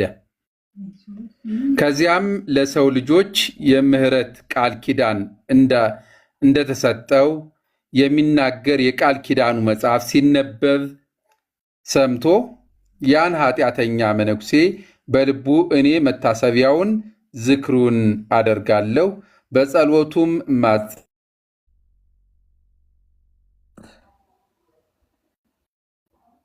ታብታባ ድጉስቲ ስም ከዚህ ስሞ ወጥቶ ወደ ሀገሩ ሄደ ይላል። ሲሄድ በመንገድ ሽፍቶቹ አግኝተው መላልሰው ደበደቡት፣ ልብሱንም ገፈፉት፣ በደምም ተነክሮ ወደ ቤቱ ገባ። በዚያች ሌሊት በእግዚአብሔር ፈቃድ ሞተ። የጨለማ መላእክት መጥተው ያችን ነፍስ ወሰዷት፣ በእግዚአብሔር ዙፋን ዙሪያ አደረሷት። እግዚአብሔር ይህችንን ነፍስ ወደ ሲኦል ውሰዷት አለ። ከእርሷ ክፋት የተነሳ የዚህ ልትቀመጥ አይገባትም፣ ጽኑ ስቃይ ወደ አለበት ወደ ሲኦል ጣሏት አላቸው። ያን ጊዜ የጨለማ መላእክት ያችን ነፍስ ይዘዋት ሄዱ። አባታችን ገብረ መንፈስ ቅዱስም ይህችን ነገር በልቡ አውቆ ከብርሃን ቤቱ ተነስቶ በእግዚአብሔር ዙፋን ፊት ሰገደ። ጌታ ሆይ ቃልህ ለምን ይታበላል አለ። ሰማይና ምድርን በቃል ኪዳን ጸንተው ይኖራሉ። አቤቱ ጌታ ሆይ የሰጠኝን ቃል ኪዳን አትርሳ አለው። ጌታችን መልሶ ልጄ ገብረ መንፈስ ቅዱስ ምን ዋሸሁ አለው። አባታችንም ክፉዎች አጋንንት ወደ ሲኦል የወሰዱት ያ ሰው በጸሎቴ አማላጅነቴ ያመነ ሰው ነው አለው። መታሰቢያውን አደርጋለሁ ብሏል። ሞቱን በበዓሌ ቀን ነው አለው። የሞተበት ቀን በ5 ነው። ጌታችን የዚያችን ሰው ኃጢአት ስለበዛ ዝም አለ። አባታችንም በጌታ ዙፋን ፊት ወድቆ አቤቱ ጌታ ሆይ ይህንን ሰው ማረው፣ ምሕረቱን ካልፈቀድክ ግን እኔንም ከዚህ ሰው ጋር ጨምረኝ አለ። አብ ሆይ በባህሪ ልጅህ በወልድ ባህሪ ሕይወትህ በመንፈስ ቅዱስ እማጸናለሁ።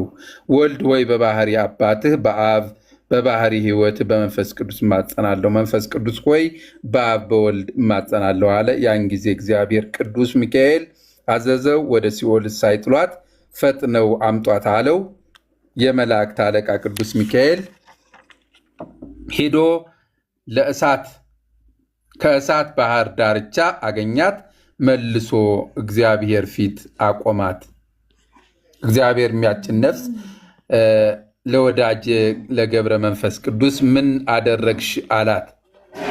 ጥያቄ ነው የሚጠይቃት። ያችም ነፍስ የገድሉን መጽሐፍ በሰማው ጊዜ ደስ አለኝ፣ በልቤም ተዝካሩን መታሰቢያውን አደርጋለሁ ብዬ አሰብሁ። በፍቅሩ ልቤ ነደደ። ገድሉን ስሜ ተማጸንኩበት። ከዚያ ወጥቼ ሲሄድ በዚያን ቀን ሽፍቶቹ አግኝተው ደብድበው ገደሉኝ። ይኸው ወደ አንተ መጣሁ አለች።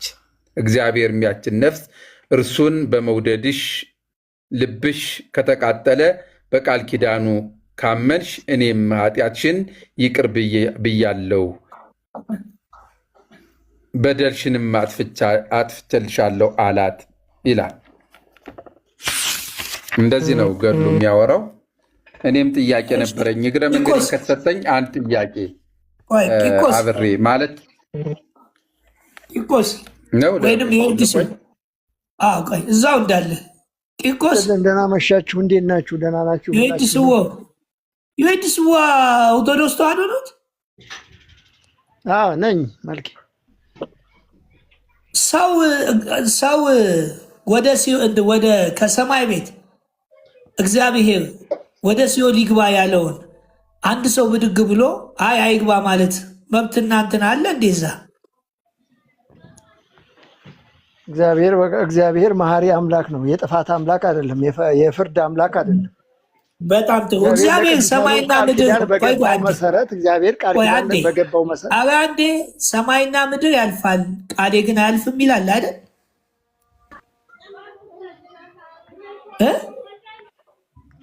ጠየቀኝ አይደል? ማለት እግዚአብሔር ሰማይና ምድር ያልፋል ቃሌ ግን አያልፍም ማለት ምን ማለት ነው እኮ? ያ ቃል ኪዳን እኮ ነው። እግዚአብሔር ሰማይና ምድር ምን ማለት ነው? አሁን ያልኩት እግዚአብሔር ሰማይና ምድር ያልፋል። የወድስዋ ያልጠየቁትን እንትን አይብሎ እኔ የጠየቁት ይሄንን ነው። እግዚአብሔር ሰማይና ምድር ያልፋል ቃሌ ግን አያልፍም ማለቱ ምን ማለት ነው እኮ ነው እኔ የጠየቁት። እግዚአብሔር ሰማይና ምድር ያልፋል ቃሌ ግን አያልፍም ብሎ ያለው እርሱ ያለው ቃል ኪዳን ከገባ ቃል ኪዳኑን አያጥፍም። ባጠየቁት አሁን የእግዚአብሔር ቃል መጽሐፍ ቅዱስ ነው አይደል? አዎ የእግዚአብሔር እስትንፋስ። በጣም ጥሩ። ስለዚህ እግዚአብሔር በቃሉ መሰረት የዘላለም ሕይወት ሰው የሚያገኘው በልጁ ነው። ልጁ ምን አለ? በእኔ የሚያምን እግዚአብሔር ስለሆነ ነው ወልድም በእኔ የሚያምን የዘላለም ሕይወት አለው፣ በእኔ የማያምን ግን ይፈረድበታል አለ።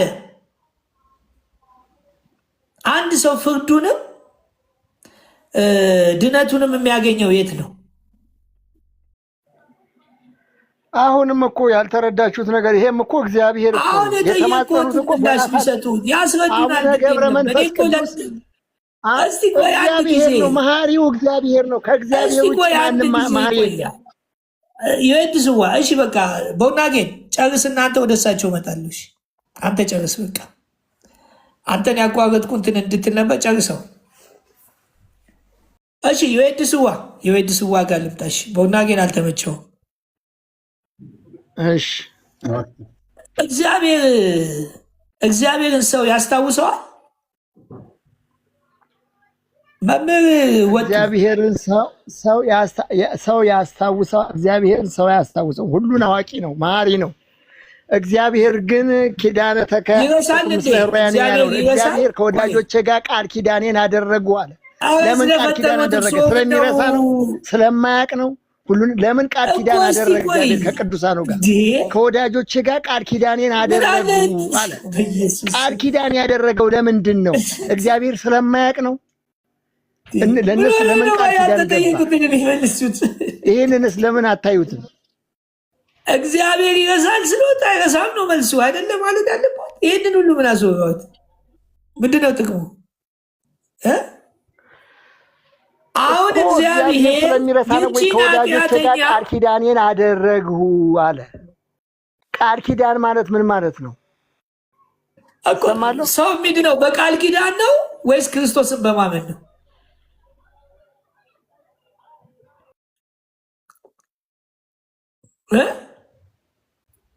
የድስዋ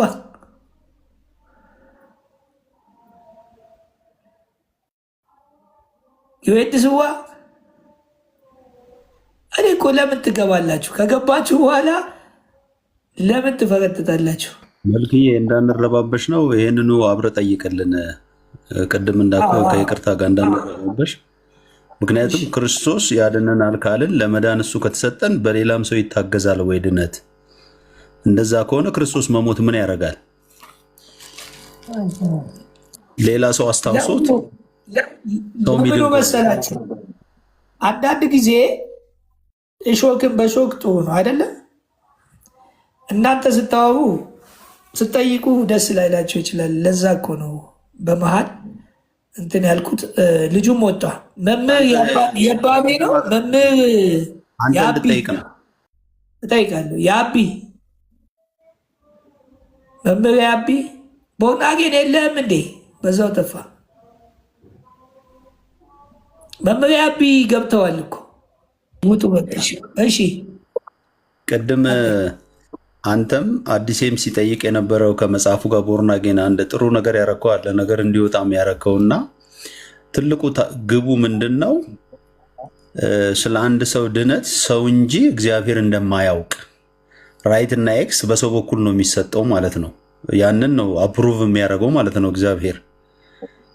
ከመጽሐፉም የተረዳ ነው። አንተም ሲጠየቅ የነበረው እና የኔ ፖይንት አንዱ ምንድን ነው በጣም የሚገርመኝ ነገር ክርስቶስ በከንቱ ሞተ ወይ? እንደዛ ከሆነ ሰዎች ወደ ሲኦል ወርደው ሳምበዲ አንድ ሰው የእግዚአብሔርን ሐሳብ ይከተላል ተብሎ የቆመ ሰው እሱ ጠይቆት የሚወጣ ከሆነ ከሲኦል ወይም ምሕረት የሚያገኝ ከሆነ ክርስቶስ ስለምን ሞተ? ምክንያቱም እንደነዚህ ሰዎች ጥንትም ሰው ነበረ፣ አሁንም ሰው አለ፣ ወደፊትም ሰው ይኖራል።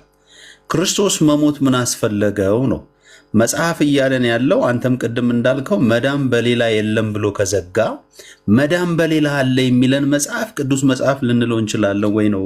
መልክ ብዙ እንዳላስረዝመው ነው። አንተ ያው ጠቅልል አድርገን ትንትለው ምን ይኸውላችሁ፣ አሁን ምን መሰለህ፣ አንዳንድ ጊዜ እንደዚህ አይነት ነገር ማንሳት የሚጠቅመው ምንድን ነው? ማስጨረስ።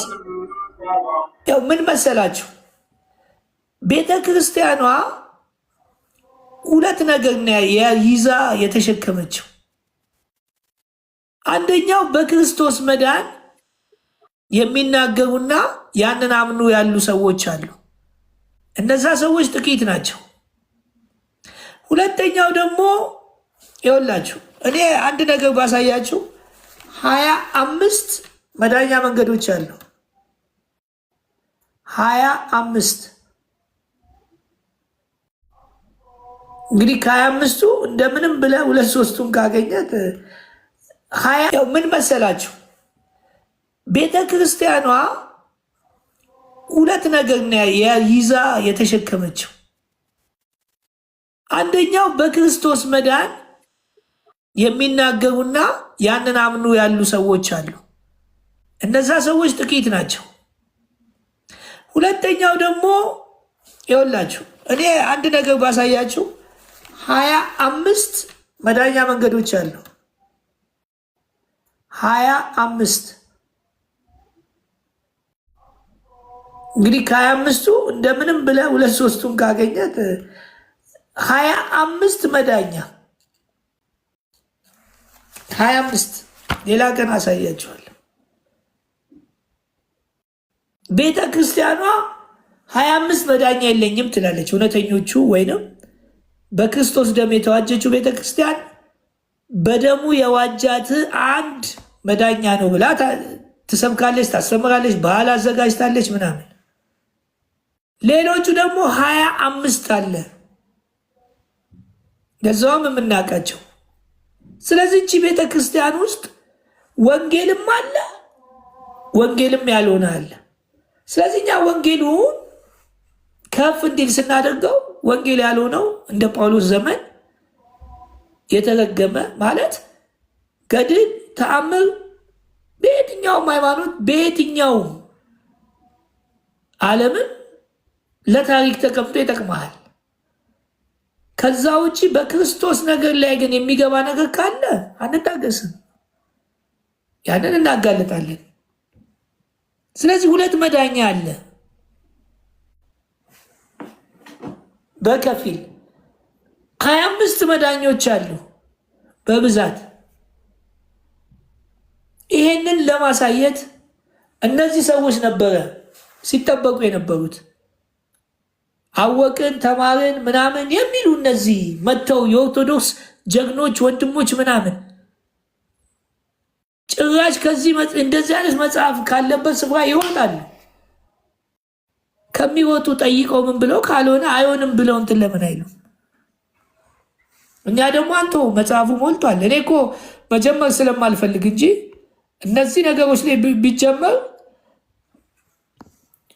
ከወንጌል ሰው ወጥቶ የሆነ ነገር ማለት ሁል ቀን እዚህ ነገር ላይ ሰው ትኩረት እንዳያደርግ ነው። አንዳንዴ በመሃል እነዚህ ሰዎች መጥተው ወንጌሉ መጥተው ይነጋገሩን፣ ካልሆነ ህዝቡን በማይሆን ነገር ቤተ ክርስቲያኗን አጉል እነዚህ ናቸው እኮ አሁን እንቅፋት የሆኑት።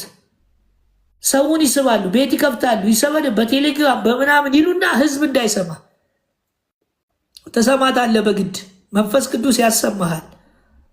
ግዴታ ትሰማለህ፣ ወይ ለፍርድ ወይ ለድነት ትሰማለህ። እያንዳንድ ከጀርባዬ 6000 ህዝብ እንዳላቃል። ኢየሱስ ሊያድን መጥቶ ሌላ ካላዳነኝ ብሎ ሙግት ምንድን ነው? ሰላም ነው። ይገሜ ፋሽን እንዴት ነህ? ግን የምን ሃይማኖት ተከታይ ነህ? ኧረ አቃጥለህ ልደፋኝ ነው እንዴ? ኧረ በእናትህ እሱን እናወራለን። ግን አቃጥለህ ልደፋኝ ነው እንዴ?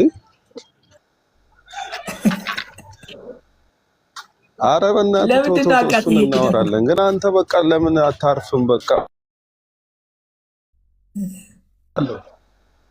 ኧረ እብደት እኮ ቦታ አለው። ምክንያቱም አንተ የራስን እኮ እንትን አይዲዮሎጂ ይዘህ እኮ እንደታድሶ ራስን እንትን ማለት ትችላለህ። ግልጽ እኮ የምናውቀው ነገር ነው። አንተ ብዙ ቆመ መከራከር ማትችል ሰው እኮ ነው። እያየን አይደል እንዴ? በየሚዲያው ገብተህ ለምሳሌ አሁን የሆነ ሰው ሀሳብ ሲሰጥ ይህን ታውቃለህ ምናምን ብሎ ከማውራት ውጭ ምን አለ? ቤተክርስቲያን የራሷ ቀኖና ስርዓት ኖሯት አውደ ምሕረት ኖሯት ታስተምራለች። አንተ ግን ከየትኛው አቅጣጫ ሆነ እንደምታስተምርም አይዶን ነው።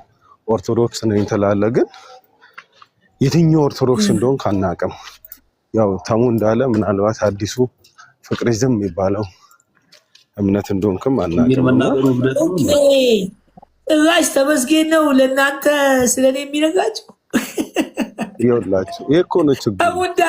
ለእናንተ ተሙ እንዳለ ለዛውም ፕሮቴስታንት ቤት ያደገ ኦርቶዶክስነት 1 ዓመት የሆነው እና ታዲያ ምን ችግር ከሌለ እኔ አሁን የተሳሳትኩባቸው ቆይ አንዴ የተሳሳትኩባቸው ፖይንቶች ላይ እስኪ ንገረኝ። ተሜ እንዳላት በል ተሜን ትጠቅሳለህ እንዴ እንደ መጽሐፍ ቅዱስ? አሁን የትኛው ጋር ወደ እንትኑ ትገባለህ? የትኛው ጋር ነው እኔ እንትን ያልኩት? እሱን አሳየኝ እስቲ። ሚውቱን አንሳና አሳየኝ። ተቃጠልኩ አለ። ለምን ትቃጠላለህ? ወንጌል ነው። ኢየሱስ ክርስቶስን መናገር ካቃጠለ እንግዲህ መንፈሱ እየተቃጠለ ነው ማለት ነው። መንፈሱ ነው የሚቃጠለው። ሜሪ እንዴት ነሽ? አቅርብልን መልክዬ፣ ለሱ መመለስ ከቻለ። አይ እሱ እነሱ ስለ እኔ ማውራት እንጂ እንትናቸው ስለምንም እኮ አይደለም። ተሜ እንዳለ አለ። ተሜ እንዳለ ተሜን አንሰማም እኮ ወንጌልን ልንሰማ ነው። መልክዬ ቁጭ ያል ነው። እኛ ተሜ ምን ያደርግልናል? ሜሪ ያለሽ የለችም። እሺ ሚውቱን አንሰው። አግሜ ፋሽን ተቃጠልን አሉ እንዴ? ለምን ነው የምትቃጠሉት? ምን አቃጠላችሁ? ሚውን ታርጋ ምንም አቃጥሎን እኮ አይደለም። ምን ግን በጣም ነው በነገራችን ላይ አንዴ ስህተቶቹ ላይ ፖይንት እናድርግና እስቲ ምንድነው ስህተት ባንተ? እኔ አሁን ለምሳሌ ልንገርህ፣ ከስህተቶች አንዱ ዲሲፕሊን የለህም። ምክንያቱም አንተ የምትፈልገውን ታወራለህ እንጂ ባየሁት ሌላ ስህተቴ ትምህርቴ እኔ ትታ የቱ ጋር ነው? እኔ ዶግማ አንተ የምንም መምህር አይደለም። ያንተን አንደኛ ልንገርህ፣ የምንም መምህር አይደለም። ያንተን ትምህርት ለምን ያለው እኔ በበቁ ታዲያ ተሜስ 1 ዓመቱ አይደል? ለምን ተሜ በጣም ሰማዋለሁ። ትክክለኛ ትምህርት ስለሚያወራ ትትናውን አይታል። ኢየሱስስ ማን ነው መምህር ያደረገው? ማን ነው መምህር ያደረገው? እኔ ያረኩት። ሰው እኮ ያድናል። ሰው ከሞተ በኋላ ይድናል? ከሲኦል ወደ መንግስተ ሰማያት ይገባል ማለት? አንድ ሰው ከሞተ በኋላ እግዚአብሔር ወደ ሲኦል ይግባ ካለ በኋላ ተመልሶ ወደ ገነት ይገባል? በቅዱሳን አማላጅነት ይገባል። ማን ነው ታዲያ የሚያድነው? ቅዱሳን ናቸው? ኢየሱስ ነው የሚያድነው? ኢየሱስ ያድናል?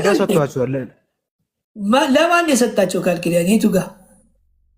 ለቅዱሳኗ ኪዳን ምን ብሎ ከሲኦል ወደ ገነት ታስገባላችሁ ላይ ይላል። ኦርቶዶክሳዊ እኮ ካንተ ታውቀዋለህ። ኢኮስ አንተ ነው ኦርቶዶክስ ያልሆንከው። ስሟን እያጠፋችሁ እኮ ነው እናንተ። ማን ቃል ኪዳን የገባላቸው ከሲኦል ወደ መንግስተ ሰማያት አስገባላችኋለሁ ብሎ ነው? አዎ ቃል ኪዳን ተካሄድኩ ምስለ ሕሩያኔ ይላል። እሺ ኢየሱስ ለምንድን ነው የመጣው? እሱማ ቃል ኪዳን ቃሉ እንዲፈጸም ነው የመጣው። ምኑ ቃሉ ነው የሚፈጸመው? ትንቢቱ ነው። አንደኛው ትንቢት ነው። ሁለተኛው ደግሞ ክርስቶስ የመጣው ለእኛ ትህትና ብዙ ነገር ሊያስተምረን ነው እንጂ ሊያድን አይደለም። ትህትና ሊያስተምረን የመጣው አይደለም። እንደዛ አልወጣኝም። እሺ የዘላለም ስትናገር ኦርቶዶክሳዊ ከሆንክ ኦርቶዶክሳዊ ኦርቶዶክስ ይለኛል እንዴ? ኦርቶዶክስ መጽሐፍ ቅዱስ አለ ሲጀምር። ኦርቶዶክስ ታስተምራለች ወንጌልን እኮ እናንተ አታስተምርን ብላችሁ ተዋሻላችሁ እንጂ ታስተምራለች። ወንጌል ለምንድን ነው የምታስተምረው? ኦርቶዶክስ ወንጌልን ለምንድን ነው የምታስተምረው? ሲጀምር ወንጌልን አስተማረቻችሁ እኮ የኛው ቤተክርስቲያን ነች። ኦርቶዶክሳዊ ለምንድን ነው ያስተማረች? እናንተ ተጠፋላችሁ። ወንጌል ለምንድን ነው ኦርቶዶክስ የምታስተምረው? ወንጌል ያስፈልጋል፣ ለክርስቲያን ያስፈልገዋል። ለምን ልግባ ቢሉ አትገቡ ነው ማናችሁ ነው የሚባሉት። ልክ እንደዛ ነው በምድራችን ላይ ሰማይን ወይም እግዚአብሔርን የሚያውቁ በእግዚአብሔር ግን የማይታወቁ ሰዎች አሉ። ምክንያቱም ክርስቶስን አልተቀበሉም፣ ስማቸው በሰማይ አልተጻፈም፣ የእግዚአብሔር ልጆች አይደሉም። እነሱ ግን እግዚአብሔርን ስላወቁት በእግዚአብሔር የሚታወቁ ይመስላቸዋል፣ ይሸወዳሉ ብዙ ጊዜ። እቺ ቤተክርስቲያን እኮ ኢየሱስን ታውቀዋለች፣ ትጠራዋለች ምናምን። አይ በጅምላ አይደለም፣ በግል ትጠራዋለች፣ በግል ታውቀዋለች፣ በግል ታርቀሃለች። እቺ ምንድነው የቡድን መብትና የግለሰብ መብት የሚባል ነገር በፖለቲካው ዓለም እናውቃለን እንሰማለን። እና በቡድን ይሄ ሆ ብሎ በግርግር የመግባት ነገር አንዳንዴ ሆ ብላችሁ አንዳንድ ቦታ ልትገቡ ስትሉ አሁን መከላከያ ግቢ ውስጥ ሆ ብላችሁ ግር ብላችሁ ልትገቡ ቆም ተሰለፍ እያንዳንድ መታወቂያ እያሳየ ይባላል። የለም ግርግር የለም ትባላለ። አረኛ ምናምን የለም። እስቲ ናቁም አንተ ቀጥል ተረኛ። እንደዛ ነው። በሰማይ በግርግር መግባት የለም። መታወቂያ እያሳየ ተመዝግበሃል ወይ ስም በሰማይ ታ። ስለዚህ እቺ ቤተክርስቲያን ኢየሱስን ትጠራዋለች የሚባል ነገር ፌክ ነው። ጴንጤና ያስተማረው መጥቶና እግዚአብሔር መልካም አምላክ ነው ለሁላችንም። ለዚህ ነው እንዲታረቁ የምንወተውተው ዕለት ዕለት ከእግዚአብሔር ጋር ታረቁ እያለን ሁለተኛ ቆሮንቶስ 5:19 አካባቢ እንዲሚል ነገር አለ። የማስታረቅን ቃል በእኛ ኖረ ከእግዚአብሔር ጋር ታረቁ እያለን ስለ ክርስቶስ እንለምናለን አለ ሐዋርያው ጳውሎስ። ምን ማለት ነው? የማስታረቅ ቃል በእኛ ኖረ። ይሄ የወንጌል ቃል ኢየሱስ ጌታ ነው፣ ወንድሜ ከክርስቶስ ጋር ብትታረቅ የዘላለም ሕይወት ታገኝ የሚል ቃል ይዘን ተሸክመን ከእግዚአብሔር ጋር ታረቁ እያለን መገናኛ እንጮሃለን። ሜክሲኮ አደባባይ ሰልፍ የያዙ ሃይገር ውስጥ ሊገቡ ያሉ ሰዎች ጋር ባዝ ውስጥም አንዳንዴ እየገባን ከእግዚአብሔር ጋር ታረቁ። ይህንን ነው የሚለው ክፍሉ። ለዚህ ነው ምክንያቱም ኢየሱስን አያውቁትም፣ ፍጡር ነው የሚያውቁት ብዙዎቹ። መታጎት ነው 30 ቀን የማን ነው? በእውነት የማርያም ዕለት ማርያም የምትነግስበት ቀን በተባለው ቀን ኢየሱስ ይታወቃል እንዴ? አይምሮም እኮ እውቀቱና ኤክሳይትመንቱ እኮ ውስን እኮ ነው። ለምሳሌ ዩኒቨርሲቲ በተመረክ ቀን ሌላ የቡናን የማንቸስተርን ድል ማድረግ ደርበህ ታከብራለህ። በቃ ልብን ሊገዛ የሚችለው የተመረከ ቀን ነው። ዛሬ ግራጁዌሽን ምናምን ነው የምትል። ስለዚህ በሁለትም በሶስትም በአራትም የሚካኤል ዕለትም ሰው ኤክሳይትድ የሚሆነው ስለ ሚካኤል ነው። ስለ ሚካኤል ነው ወሬው ራሱ። እሱን ያከብረዋል፣ ያነግሰዋል፣ ከፍ ከፍ ያደርገዋል። ሁሉም በየተራ እየተፈራረቀና ወገኖቼ በምድራችን ላይ ኢየሱስ ወርዷል። ኢየሱስ ኃይልህ ብዙ ሲሆን ጠላቶች ዋሹብ ይላል። ኃይሉ ብዙ ነው እኮ። ምክንያቱም ኢየሱስ ክርስቶስ የሰራውን ስራ ምድር ራሷ ተሸከመው ዘንድ አይቻላትም ይላል። ኃይሉ ብዙ ነው ማለት ነው። የሰራው ስራ ራሱ አውሮፓ፣ ኤሽያ፣ ላቲን አሜሪካ፣ ሰሜን አሜሪካ ምናምን ሊሸከመው አይችልም። ነገር ግን ተዋሸበትና ፍጡራን ፈጣሪ ሆኑ፣ ማርያም ፈጣሪ ሆነች፣ መላእክት ፈጣሪ ሆኑ ወዘተርፈ። ስለዚህ በዚህ መልኩ አይቀጠልም። አሁን መፈንቅለ መንግስት እየተደረገ ነው። የአጋንንት መንግስት እየተፈነቀለ እየወጣ እየለቀቀ እግዚአብሔር መንግስት እየተነገረ እየከበረ ያለበት ጊዜ ነው። ለዚህ ነው አጋንንት የሚንጫጫው። ስለዚህ ወንድማችን አክሲስም ከታች ነው ውሸታም ይላል። ጥሩ ነው። እኔ ደግሞ እውነታም ነኝ። ስለዚህ ምድራችን ነው። ለዚህ እኮ ነው አንድ